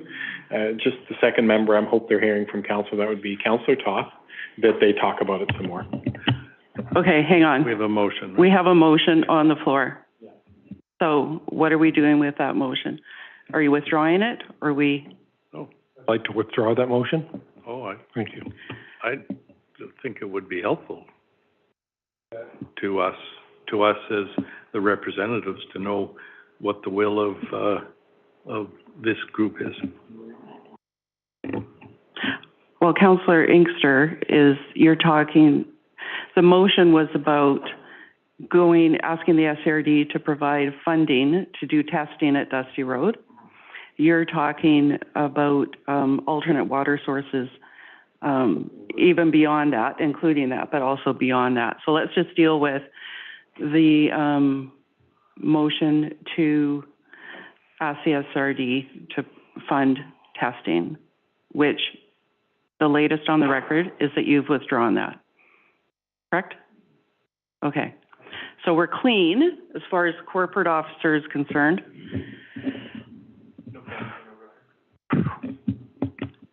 Now, would you like to make a motion to that end? No, I'm not going to continuously direct our two members of the regional district to do the things that they've said at this table they will be doing. So I don't think it's fair to continuously direct them. Okay. Thanks. Yep. Councillor Shepherd. Then can I ask that this issue come back to the next regular council? We'll have the results of the discussion at the SCRD, and we can talk about the issue again. Oh, yes, it will. Because we would be reporting at the next council meeting, so. All right, that's great, thanks. Yeah. Can I make a motion that we take a 7-minute break? All in favor? Bathroom, ladies' room call.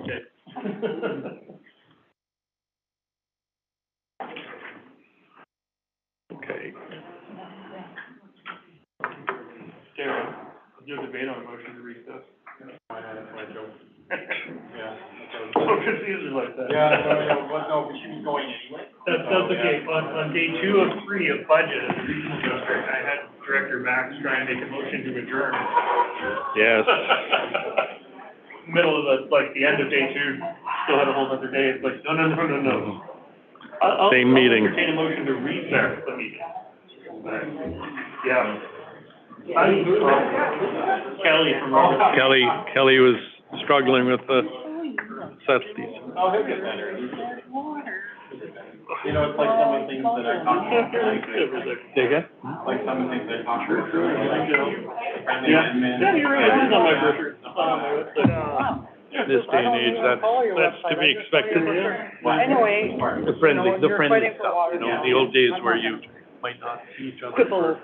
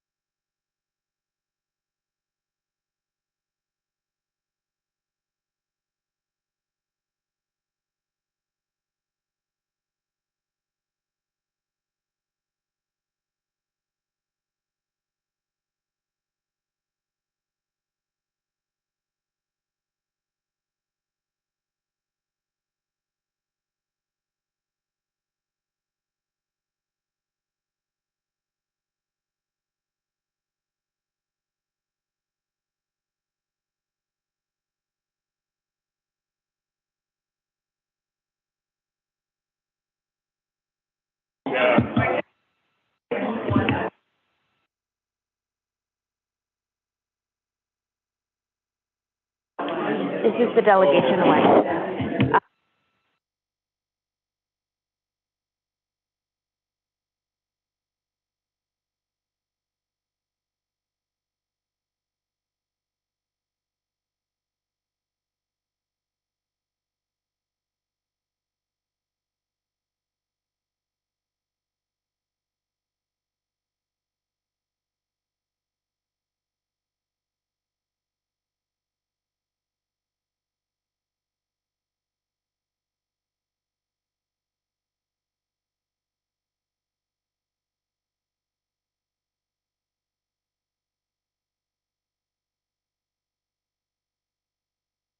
talk for 10 minutes. Oh, well, here, why don't we just trade microphones?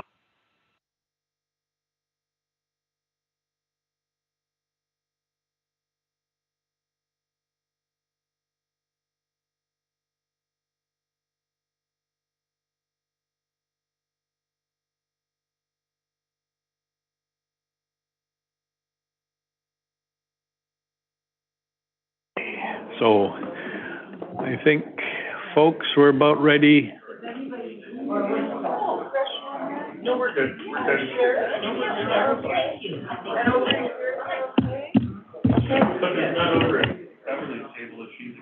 No, I don't think there's anything for her.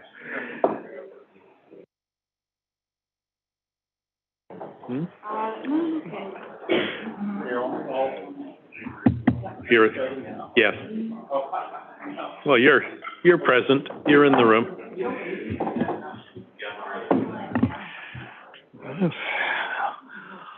All right, folks, we'll reconvene at 8:46 and go on to agenda item 9.3, and I get to call on Councillor Rowe to talk to us about the Community Safety Task Force.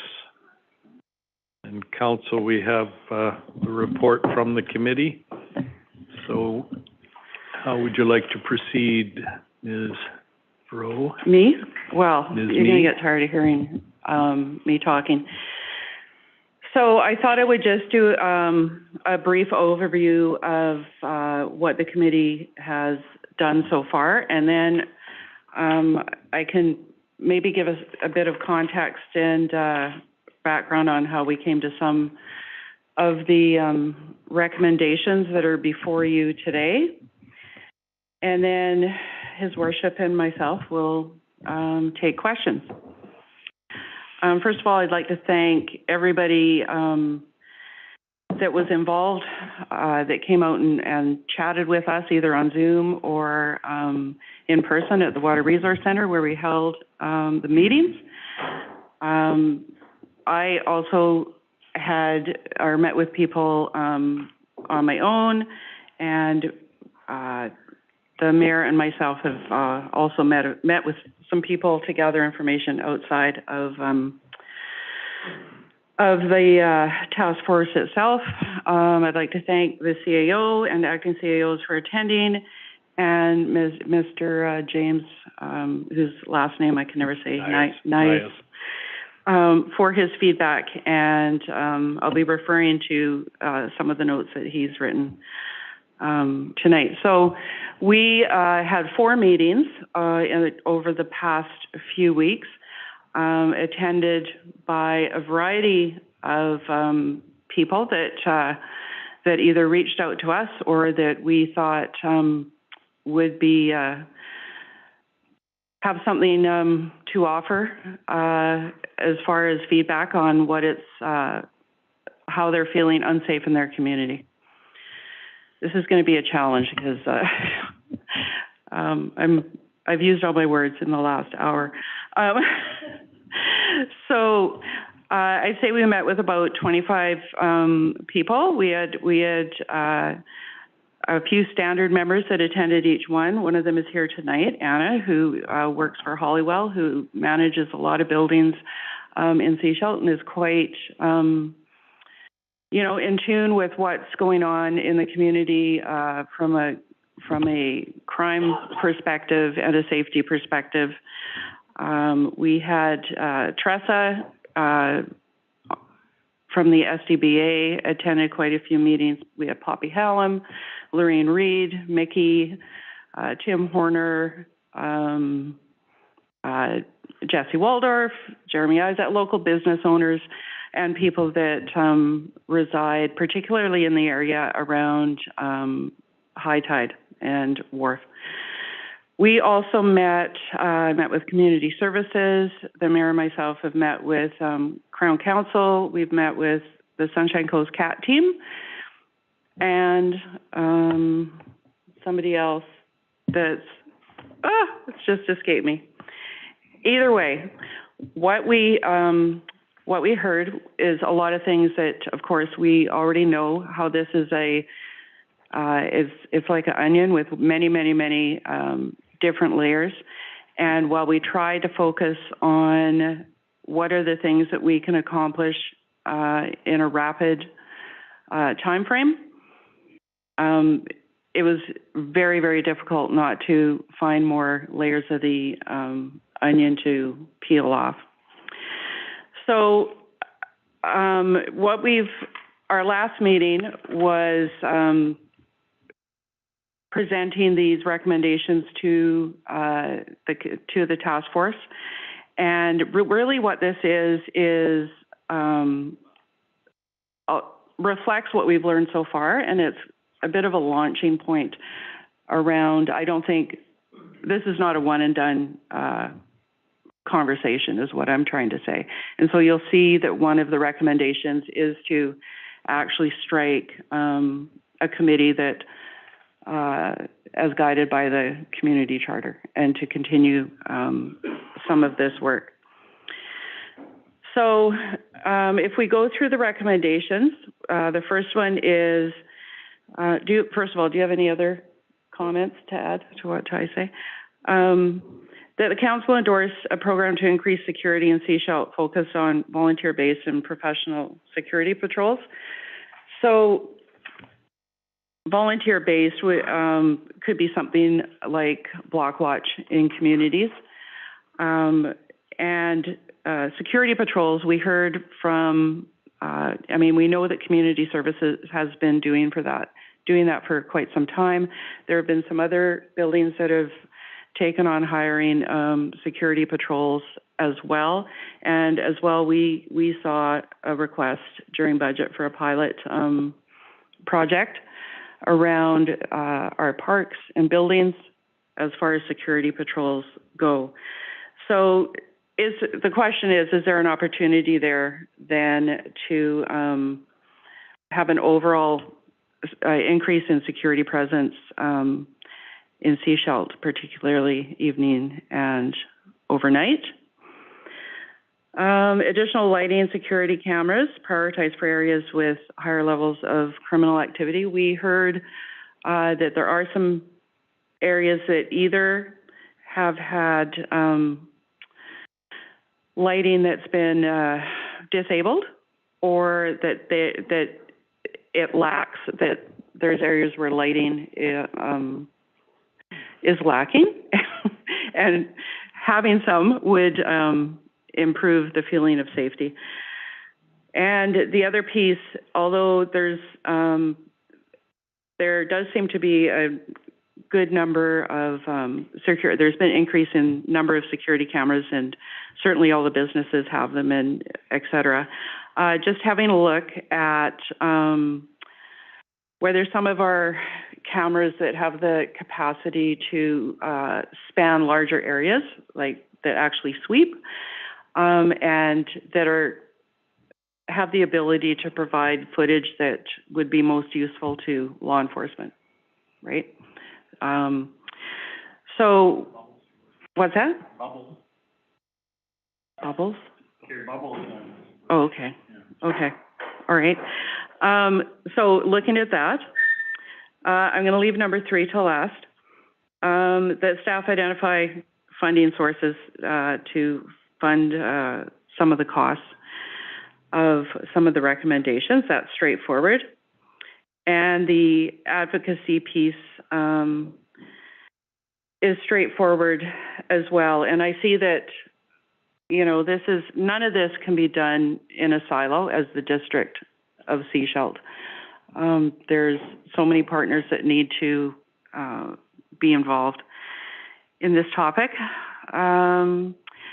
That senior management of BC Housing and Rain City Housing and Support Society be called to meet in person in Sechelt to address our needs and how to improve the services they provide. So we heard aplenty about Rain City Housing, and there's so much chatter, and it's hard to sort of delve into it without knowing what the actual expectation of Rain City Housing is. What were they expected to provide? What sort of service levels? Are they meeting their service levels? Is that even our job to police?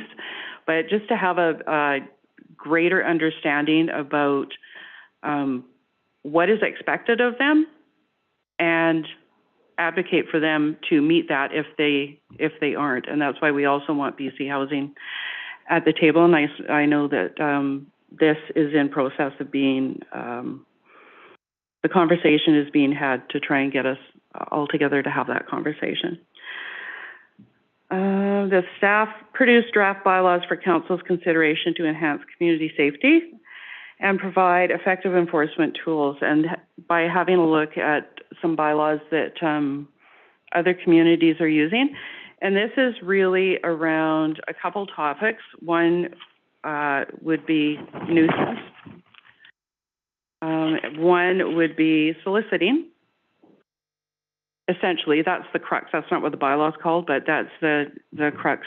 And then they have a bylaw that supports recovery housing. So, you know, we don't have any treatment beds on the coast, but people do go off coast for treatment.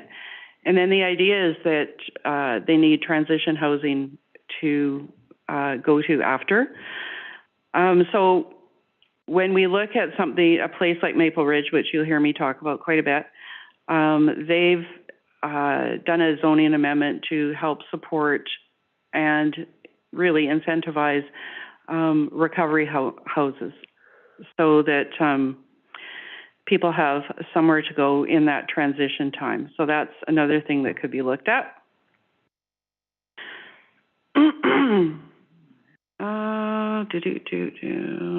And the last thing was to strike a community safety select committee comprised of 7 members of the public, at least one member of council, and 1 member of staff. So if we go back to number 3, what we spent a fair amount of time talking about was the model that they have implemented in Maple Ridge. Let me find my actual notes here. Because, Your Worship, you can tell a joke if you want or something, or speak to it. I'll fill the time. It is a community-wide thing. We've had some outreach from members of our Seashell friends and neighbors that want to participate, so that's an interesting dynamic. These are individuals that have gone through some struggles with the same issues that we're talking about here. And I think as an overall comment, this is about giving council an update on where things are. We tried to achieve a lot of initial steps, but this is a process.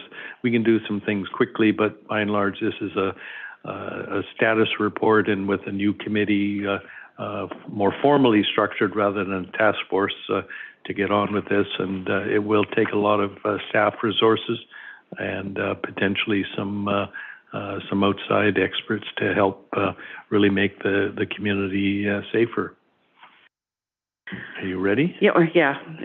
So I'm just going to speak to the model that... Should I talk about water? No. Only that. I will drink all this. None of it will go down the sink. So Maple Ridge has started a community social safety initiative. And so it has lots of pieces to it. And I'm only going to speak to a few of them, because basically what we really want to ascertain is the level of interest from council to see what it would potentially look like in our community at this point. Correct? Mm-hmm. Yeah. So it's got a bunch of different pockets to it. So there's 3 tiers of community safety. So they have the RCMP that deal with issues related to crime.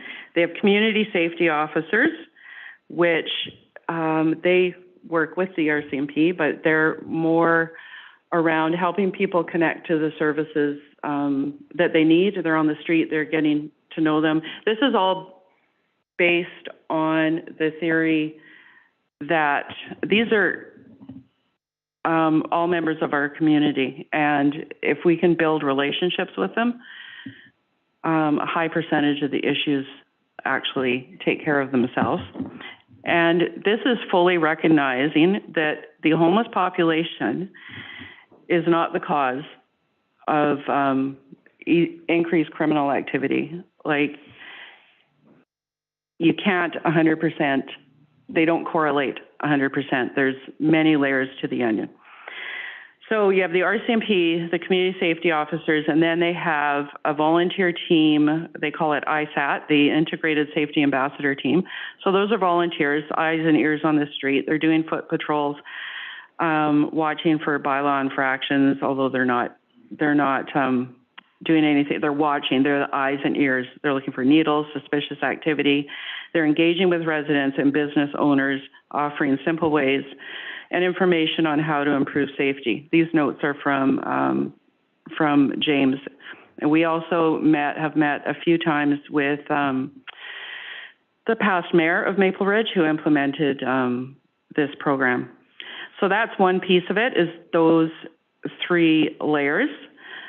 And the other piece is, prior to any of this happening, they undertook a process which was called LEAD, which is learning about the community, engaging with the community.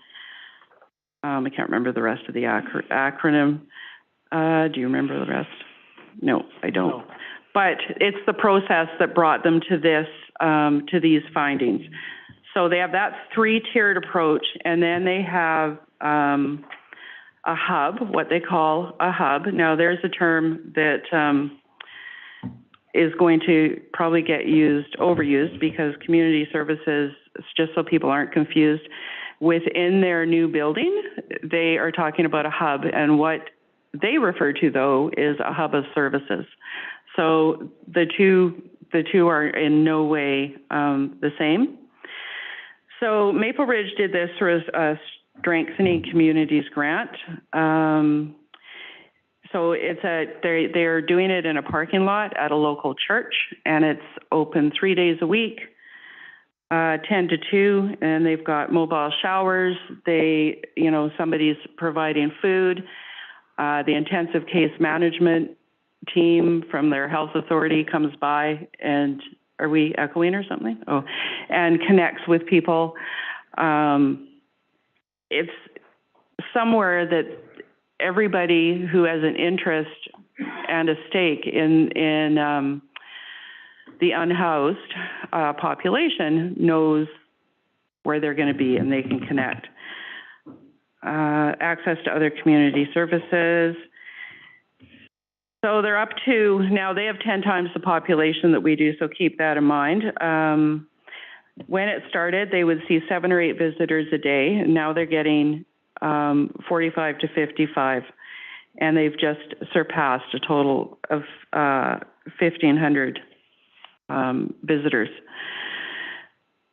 So we really see the potential of the value of either of those, both of those programs. But we also heard from the CAT team. They have their own vision of what would work for, what would help our situation when it comes to the unhoused, because we're trying to make them feel safe as well, and be safe, never mind feel safe. So I'm just going to read this little snippet here that James concluded with. The manager of this Community Safety Initiative program tells us the community considers it a success. Downtown Maple Ridge Business Improvement Association feels the same way. The program does connect the homeless and persons struggling with addiction and mental health problems with potential help, and has managed to establish a level of community security. The dependency on grants and other levels of government funding does seem to overshadow the continuation in its current form and may impact the hub, but that's yet to be assessed. But they've got some pretty outstanding statistics when it comes to service provision, the number of referrals to treatment, 623 primary and mental health treatments referrals, 98 housing referrals, 4,352 participants. So they're open 4 hours a day, 3 days a week. So that is what recommendation number 3 is about. From a very high level, it's not, okay, and I'm sure this will be out there on Facebook tomorrow, this isn't, okay, we're going to put a hub down where all the tents were. Okay, so everybody needs to be open to have this conversation, because moving them from one place, and I even hate to use the word them, but without, okay, I don't want to get on my soapbox when we're talking about a report. But the vulnerable community, if there's an opportunity for them to be less vulnerable, and it's something that the community can provide, then I think we should be encouraging that. And that's not to say that we necessarily have to do it. This hub is run by a community service organization. It's not run by the city, the hub itself. And there are already good groups that are doing a lot of work, like the Homelessness Advisory Committee, et cetera. And, and as we said, we had a great meeting with the CAT team. So we haven't really even dug into that. But I would like to have someone have a look with experience with this program and give us an idea of potentially what some low-hanging fruit might be along the lines of this, compassionate intervention, if you will. Can I? Yes, would you like to add? Very briefly. You're the chair. You get the flavor of how much work and the passion that Councillor Rowe brings to this. We're not trying to layer on with all the other community groups that are providing elements, but we're trying to make sure we fit in and find the gaps. The things that are particularly of a concern that don't appear to be getting addressed are the safety. For example, residents in Watermark have had problems recently and have actually chosen to hire their own private security. So there are elements, and I think I can speak about a number of strata buildings where there are concerns. So we're not. None of this is meant to layer on and say, oh, well, we can do better than someone else. We'll work with those people that are providing the other services and try to make, so all of these recommendations, I think, are really for your information, and we'd like you to approve them, but then the real work starts. Councillor Inkster. I would just ask if, based on the report presented by Councillor Rowe, that she was introducing the recommendations. Yes. Correct. Okay, I second. I'm sure there's got to be questions. But thank you for the second. It's on the table. Right. Yeah. Thank you. Good. Thank you. You're reading my mind. Councillor Bell. Through the chair, these are just comments. First of all, great work. I know this is like peeling an onion, this work, and it's a lot of work, and it involves a lot of compassion, a lot of people doing a lot of great things. What I really like is two things. Number 1 and 2, I thought maybe things that we could work on right away, and just something to consider, that kind of low-hanging fruit, that maybe some things we can do. And from 3 to 8, I just want to say I really like the direction, because to me, it really speaks to a holistic view about community wellness, which I think it needs to come in tandem with community safety. And if we look at how we can provide more services for mental health and addiction, while enhancing public safety, then that's tremendous. And then looking at how important integrated partnerships and collaboration are. Thank you. Thank you. Councillor Alton Toff. Were you cutting me off? No, I thought he was taking your microphone. Okay, we lost another microphone. We have to share tonight. I'm sorry. Quite all right. I've got this is great. I like everything I see in front of me. I just have a couple of little nitpicky questions. I know that we got grant funding for a community safety coordinator to be funded over at the RCMP. I haven't heard lately where we're at with that. So I'm just wondering what the status of that particular hire is, because I think that would coordinate a lot of the volunteer work that you're looking to engage here without necessarily unduly burdening our staff.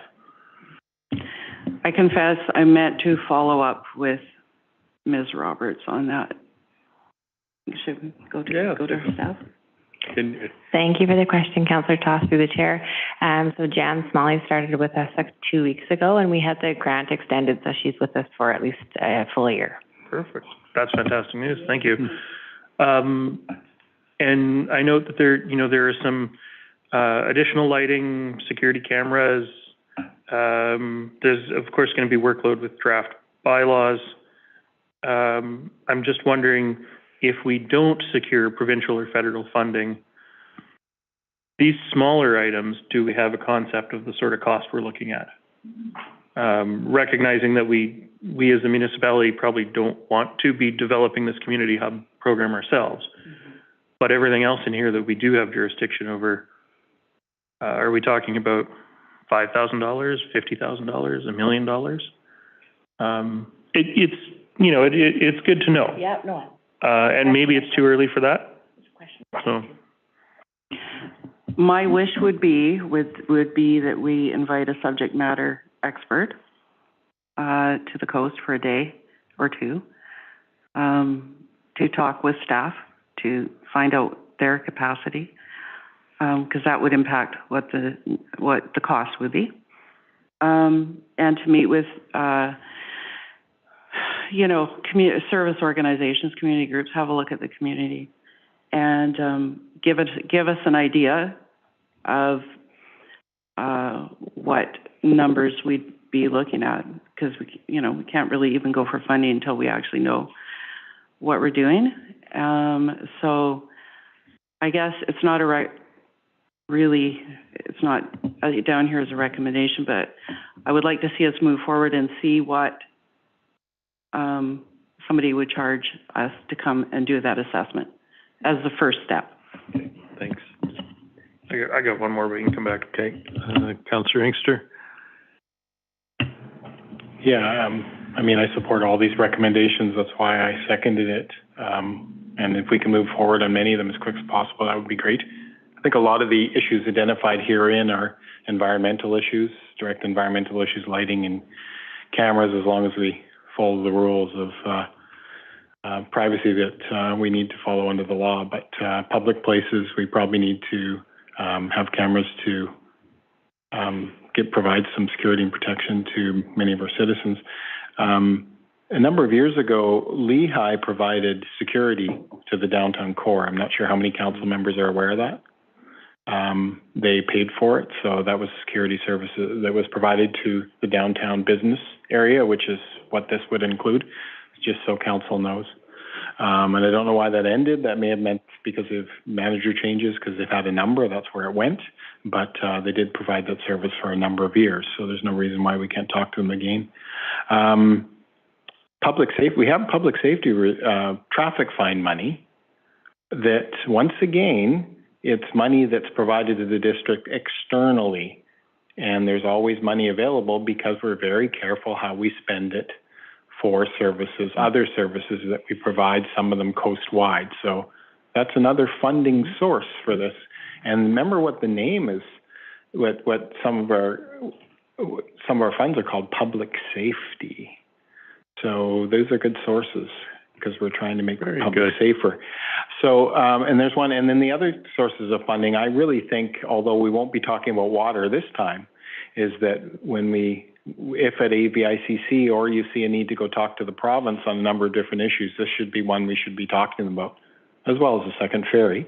But, because I'll keep hammering on that one as well as water, but, anyway, I think that we should be talking to the province. The province needs to step up and help us in some of these areas. There's a lot of issues, poverty, addictions. That's their wheelhouse. That's not ours. Okay, thank you. Yeah, Councillor Toth, your second one or follow-up? My final one, let's go there. Just looking at the last recommendation, the Community Safety Select Committee. I know that with my prior experiences with our select committees, we did not have staff resources assigned to those committees specifically. And so I'm wondering, is the intention behind the one staff member to ensure that we've got, minute-taking, records-keeping perspective, or is it continuity? A little more context there. I think the intention is to bring some of our internal expertise into it. It isn't about administrative, somebody to take the minutes. Thank you. Okay, Councillor McLaughlin, please. Yes, thank you, through the chair. I'm just picking up on an item that I talked about last time this topic came up, which is CPTED. It's about crime prevention through environmental design. And so I'm just wondering, as a kind of a benefit to the downtown residents, if you might consider a slightly broader review of lighting to include just general lighting of the downtown, and perhaps even develop a route that's considered like a safe nighttime walking route, just to kind of give something to the community to help see how all of this helps enrich everybody's use of the downtown, and especially along the Seawalk is important. I think there's some areas there that are very dark. And also just to encourage healthy lifestyles, and it's dark for a long time in certain parts of the year, and I do know a lot of dog walkers, so I think they would appreciate that, and they would in turn sort of be eyes on the street to, I've gone for walks with friends, and we see things, suspicious things happening, we report it to the RCMP, and we see things going on, we don't really know what's going on, but it's something that I think we need to all work together to smooth out some of the issues and get everybody kind of having a slightly different approach to living downtown, in the village especially. Yeah, thank you. Thank you. Okay, Council, any other brief comments? If not, we've got a motion to adopt all of the items 1 through 8. I think that it's moved and seconded. I'll call the question. All in favor? Carried. All right, now to the meat of the meeting. The proposed dates for special committee of the whole meetings. Thank you, Your Worship. The purpose of this report is to suggest a couple meeting dates for the budget deliberations. And doing a poll of who's here and not here in the next number of weeks, we have 2 dates that we'd like Council to approve for budget discussions. So that would be February 1st, 2023 from 10 till 4 o'clock, and then February 22nd, 2023 from 10 till 3 o'clock. Right. So thanks, Councillor Toth. Thank you. As chair of the Finance Committee at the Regional District, we have a date conflict with the February 22nd. February 21st and 22nd is round 2 budget. And while I don't anticipate we'll need all of the second day, we did kick a lot of stuff down to round 2 budget during round 1. So February 22nd could work if we started later in the day. And I don't know how Council feels about that, but and I hesitate to try and budget. So I'm curious, why are we doing this in the meeting? Isn't this dare I say, a doodle poll? Is there reason that we do this in a open meeting? As opposed to just administratively figure out a date? Ms. Franks, thanks. Thank you, Your Worship. As noted in the report under policy implications, these are defined as special meetings, as in they were not included in the 2023 council meeting schedule that council adopted and that was advertised publicly. So per council's procedure bylaw, and in fact legislation, we need a council resolution. Right. I understand that, but I guess maybe we can bring this back to council next week in the interest of time. Oh, no, that doesn't work. Can we agree to February 1st? And have another, we can figure out what date works for all of us between now and then we'll have the public motion or public discussion about a date. Is that? Yeah, about a second date? Yeah. Yes. If we have a motion on the first date, that would be terrific. All right. And we can just further discuss the second date. Is everybody okay with February 1st? It's getting late. Okay, so I entertain a motion that we will hold the special committee of the whole on February 1st from 10 a.m. until we finish. Okay, moved. Any seconder? Okay, any discussion? Oh, yes, Councillor McLaughlin. I just find if we have a regular meeting or a committee of the whole meeting in the evenings, I'm not sure of the date of that, but is it a Wednesday? If we could have the mayor limit the size of those agendas, because maybe because I'm a newbie, but I find it overwhelming to have a whole day-long kind of budget meeting and then go into an evening meeting for regular duties. So, this is a big time. Councillor Toth has chaired the last 3 days of 7-hour meetings, managed to do a good job to keep us on track for most of it.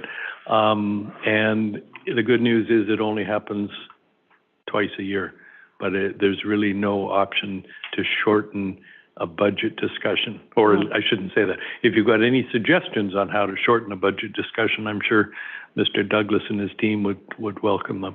But for now, the motion is on February 1st. I'm talking about the other meetings. Yes, not the I understand. budget But meeting. It is what it is, the budget. Got to go through it. Yeah, thank you. Okay. All right, any other comments or questions? All in favor of February 1st, 10 a.m. to 3, hopefully? Carried. Opposed? Yeah. Yeah. Right, yeah. Yeah. Right, and so we will deal between now and, well, soon, to circulate to all of you to come up with a second date that works for staff and hopefully all of us. Councillor reports, and I'm going to spin the dial and say Councillor McLaughlin goes first. Okay, Monday the 16th, as many councillors did, we went to the intergovernmental meeting at CCELT Nation Hall, which was very informative and interesting to collaborate with so many community-minded people. Yep. And of course, we held the Apple Orchard public hearing on Tuesday as well, and then the CCELT SCAF, which Adam Shepherd kind of chaired for us. I went to that at 8 o'clock. Thursday, January 19th, I went to First Nations blanket exercise with several councillors as well at the FCRD offices, which was very kind of emotional, very personal, very good experience, and so I learned a lot at that. I think we all did. So those are the main ones. Thank you. Okay, thank you. Councillor Bell. And just so there's no mystery, Councillor Inkster and then Councillor Shepherd. So similar to just what Councillor McLaughlin said, the blanket exercise was extremely powerful. And I'm so so appreciative and so glad that I attended that. Secondly, attended the Cover the Coast Zoom call. And I mean, there's a lot to say about what they covered. They are doing tremendous work. They've come a long ways in terms of some of the statistical work they're doing and so on.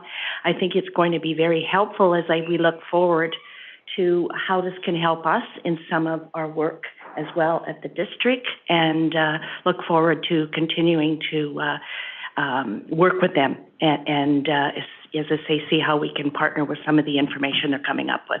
Thank you. Great. Thank you. Councillor Inkster, anything? It's good to see the first public hearing under this council's belt. And based on the information presented there, it was an indication of the importance. The other issue I just wanted to mention is we'll call it an intergovernmental meeting, because it was our first opportunity for many of the elected people to get together in a large setting. There was a lot of people there, a lot of staff. On the water issue, it was more of a historical presentation, though, of how we've gotten here from a water provision standpoint.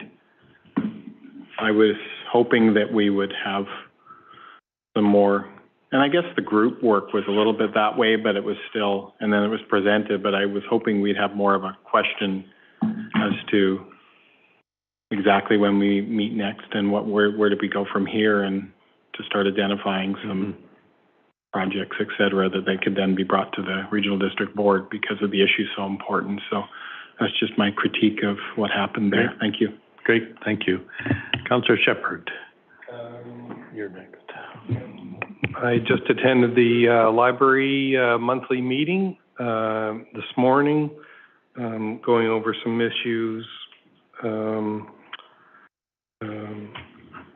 Attended the Water Summit as well, as Councillor Inkster mentioned. I'm very hopeful that, glad to see that all of those major participants are being brought into one body and tackling this critical issue. I attended the Cover the Coast meeting as well. Very interested to see the working groups now being formed to look further into affordable housing, and I've been talking to staff about trying to get some background on the approach that we take in certain instances. Nothing new with Scredo, but the Economic Development Agency, but still hoping that they come forward to council to present their programs going forward. And Chamber of Commerce, I missed the last meeting, but submitted updates on what was going on at council, and the latest report that we saw last week on the revitalization of Cowrie Street. I've sent it on to them to see if they're interested in pursuing that. Thank you. Great, thank you. Councillor Tough. Thank you. I've heard a number of items listed from the other members of council that I also attended. I don't have anything to add tonight for this. Thank you. Councillor Rowe, can you be shorter than that? Nope. Not today, my friend. Other than what other people have talked about. I have sat in on 3 out of the 4 public budget sessions in the last little bit, and have only heard a total of 3 questions from the public, so that's disappointing. I did a social housing needs assessment interview yesterday for about an hour. It was very in-depth, very interesting. This is a project that is being done under Cover the Coast around their mapping and analytics piece. And the mayor, the invitation came to him and we discussed. I said, I'm happy to do it. And we had the conversation about what the difference was.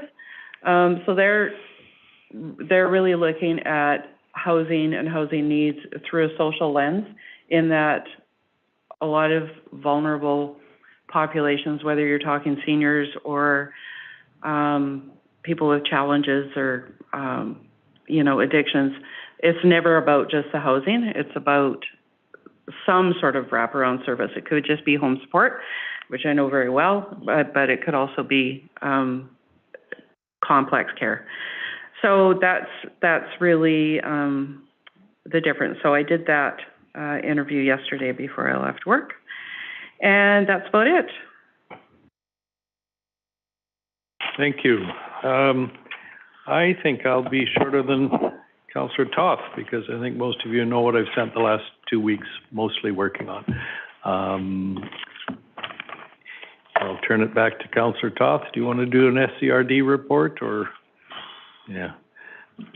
Spent the last 3 days chairing a finance committee. I have no SCRD notes prepared. So if you wanted to chime in, you're welcome to. Otherwise, I have nothing to report. 660-page agenda, and we meet tomorrow as well. Yeah. Can I ask a question? So, please. Sure. I'm just wondering if the council members that are there have been asking questions and/or seeing any progress in the area of arena, the Sechelt Arena, and the ice provision going forward into next year, and whether we'll have a system in place to accept local water if we need to have local water to provide ice. Yeah, there's coming a from other proposal sources. that I think has been moved, taken to, it's in the budget for an assessment of what needs to be done to make sure we can use non-potable water. Okay. I think councillors know, and Councillor Rowe would know that with the delays in the seasons with hockey, the kids are going to tournaments underprepared. So it's some people say, let's not worry about the kids, but I just want to remind us that it's staff have put something in. To look at outside water. Okay. But I will for a second say this is a real challenging time, speaking for myself. Councillor Toth has done double duty of chairing and trying to contribute, and but there's a lot of stuff that is on our plate that is scary, and we have to figure out how to wrestle that to the ground, because affordability is a big issue. So there's some very tough choices coming in round 2. Actually, just to tag on to that, we did receive a summary from staff at the end of round 1. It came through sometime this afternoon, so I'll forward that to council. But one of the things that did immediately jump out was the amount of increase that's resulting from regional solid waste issues that have to be funded. I think the lift that I saw, so the increase in budget for 2023 was $850,000 for regional solid waste alone. So I will circulate that chart to council. Round 2 is coming up February 21st, 22nd, but there's a lot of things that we don't have options on. And I suppose if there's the public is listening at the moment, but I'm sure I speak for Councillor Toth. We'd like response from council, and we'd like response from the public, because there's some tough calls coming up. Do you choose ice or do you choose sunshine?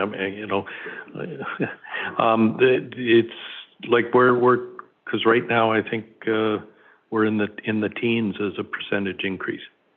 So, so we either live with that or we make some tough decisions. And so ways to do that is a burden at the moment that I'm certainly struggling with. So not to belabor it tonight, but we will be reaching out to council, and I hope the public will reach out to us to not talk about what you want. Unfortunately, I don't think that the capacity is there. So that we'll take that as the tag team SCRD report. Yes, Councillor McLaughlin, sorry. Oh, okay. And on a slightly happier note, I just want to mention that the website for the District of Sechelt has been updated. And so now you can see our bios and our photos and our contact information. And so that's a good thing. Yep. Thank you. Great. Yep. Thank you. Okay. Well, correspondence, council, we've got 3 items to talk about, but at this late hour, I wonder, can we defer AVICC, or do we, for next week? Deadline's February 9th. Council would have to draft and approve motions at that meeting next week. There's no other opportunity, so I can keep my comments short on AVICC motions. All right, then he's speaking, and then you're next. Well, I'm just gonna second the action of his 3 ideas, to staff, we're creating. Oh, the ones that have been we don't even have to talk about circulated, it. the ones that you circulated. Let me just really quickly, for the public and for anybody who's not paying attention to our emails that don't go out to the public. I basically had 3 sort of high priority items that I wanted to see, hopefully council endorse, us going to AVICC with motions for. One is getting a share of the property transfer tax to come back from the provincial government. In recent years, property transfer tax has become basically the #1 funding source for the province, even exceeding resource revenues. And when we've got people moving to our communities and moving around, we're dealing with a lot of, honestly, crumbling infrastructure that may or may not necessarily be growth related. And so if there's an opportunity for the province to kick back some of that money, I think that would be greatly appreciated by the smaller municipalities. So that's the first one. The second one, I mentioned it earlier, would be for calls for improvements on approvals in water licensing, particularly for local governments, but also for water improvement districts and organizations that are supplying water to larger volumes of people. The ministry is woefully under-resourced, which is resulting in, 3-year lead times for permits. And then the third one is support for municipalities to meet archaeological requirements. I don't think there's any question that the work of archaeology is important, but for smaller municipalities like ours, those costs, both the costs and again the time delay, can be quite onerous. When archaeology branch is bragging about a 240-day wait time for getting an alteration permit, you can't plan projects around that. So those are the ones I'm hoping to get some support from council for moving forward as resolutions that, based on timing, I think we're going to see it next week's council meeting. Yep, thanks. Yep, and that's seconded. Yeah, I seconded that to go to staff to craft motions based on each of the 3 recommendations. For us to review next week and. Yeah, sure. Yeah, Councillor McLaughlin? This is something that came up through the chair when I attended an SCRD meeting, just to watch. And it was about having utility costs deferred as property taxes are. I don't know if the SCRD's come up with that, but if it's been forgotten, maybe it can be brought forward. Thank you. Okay, thanks. Do you want to comment on that? I don't think it did come. The SCRD has missed the window for motions to AVICC just because of the timings of their meetings. I don't know if it's if it would be appropriate necessarily for Seashell to move that, given that we don't really have much. I think garbage is really our only utility that we charge out. Otherwise, we could look at bringing it to becomes a precedent if we do. Yeah. Sure, I'd support that. In real time, well, it's better to get it in the book. Since COVID times, motions from the floor have been really, So that would be a motion or a resolution that the province be encouraged to support. Provide mechanisms for property owners to be able to defer parcel taxes and utility fees. Sure. You're seconding that, Councillor McLaughlin? Or I think you made it, so I'm happy. Okay, okay, that's fine. You okay? Yeah. We do still have, yes, okay. In the interest of time and expediency, we'll vote on the first motion, which is about the 3 that Councillor Toth has described. Any further questions? Okay, all in favor of those 3? Carried. And then the second one is, have you got enough? Yeah. Okay, so there's, no, we'll manage, yeah. Okay, you guys clear on that? All in favor of that one? Carried. Okay, thanks for that, Councillor Toff. And then we can move to one that is from the SCRD seeking, yes, it's really looking to engage with us. That be fair? I mean, it's not a specific call to, hey, send us money or we'll send you money. It's just saying we'd like to seek council's input on whether we're willing to share costs. Go ahead, please. In the interest of time, can I suggest that we refer this to the next committee of the whole for conversation? Or even the next council meeting, because that's the next one. Actually, I suppose the next meeting's a council, so I will make a motion to refer this to the next council meeting for conversation. Great. Excellent. Second, all in favor? Moved to carried. Okay, we'll go to the third one, which is a letter from the Sunshine Coast Drag Racing Association regarding various dates that they are seeking. Council, how would you like to proceed?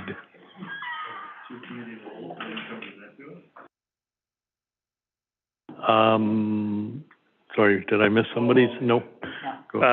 Again, in the interest of time, and I know that this is a big list compared to what they've been able to secure over the last several years.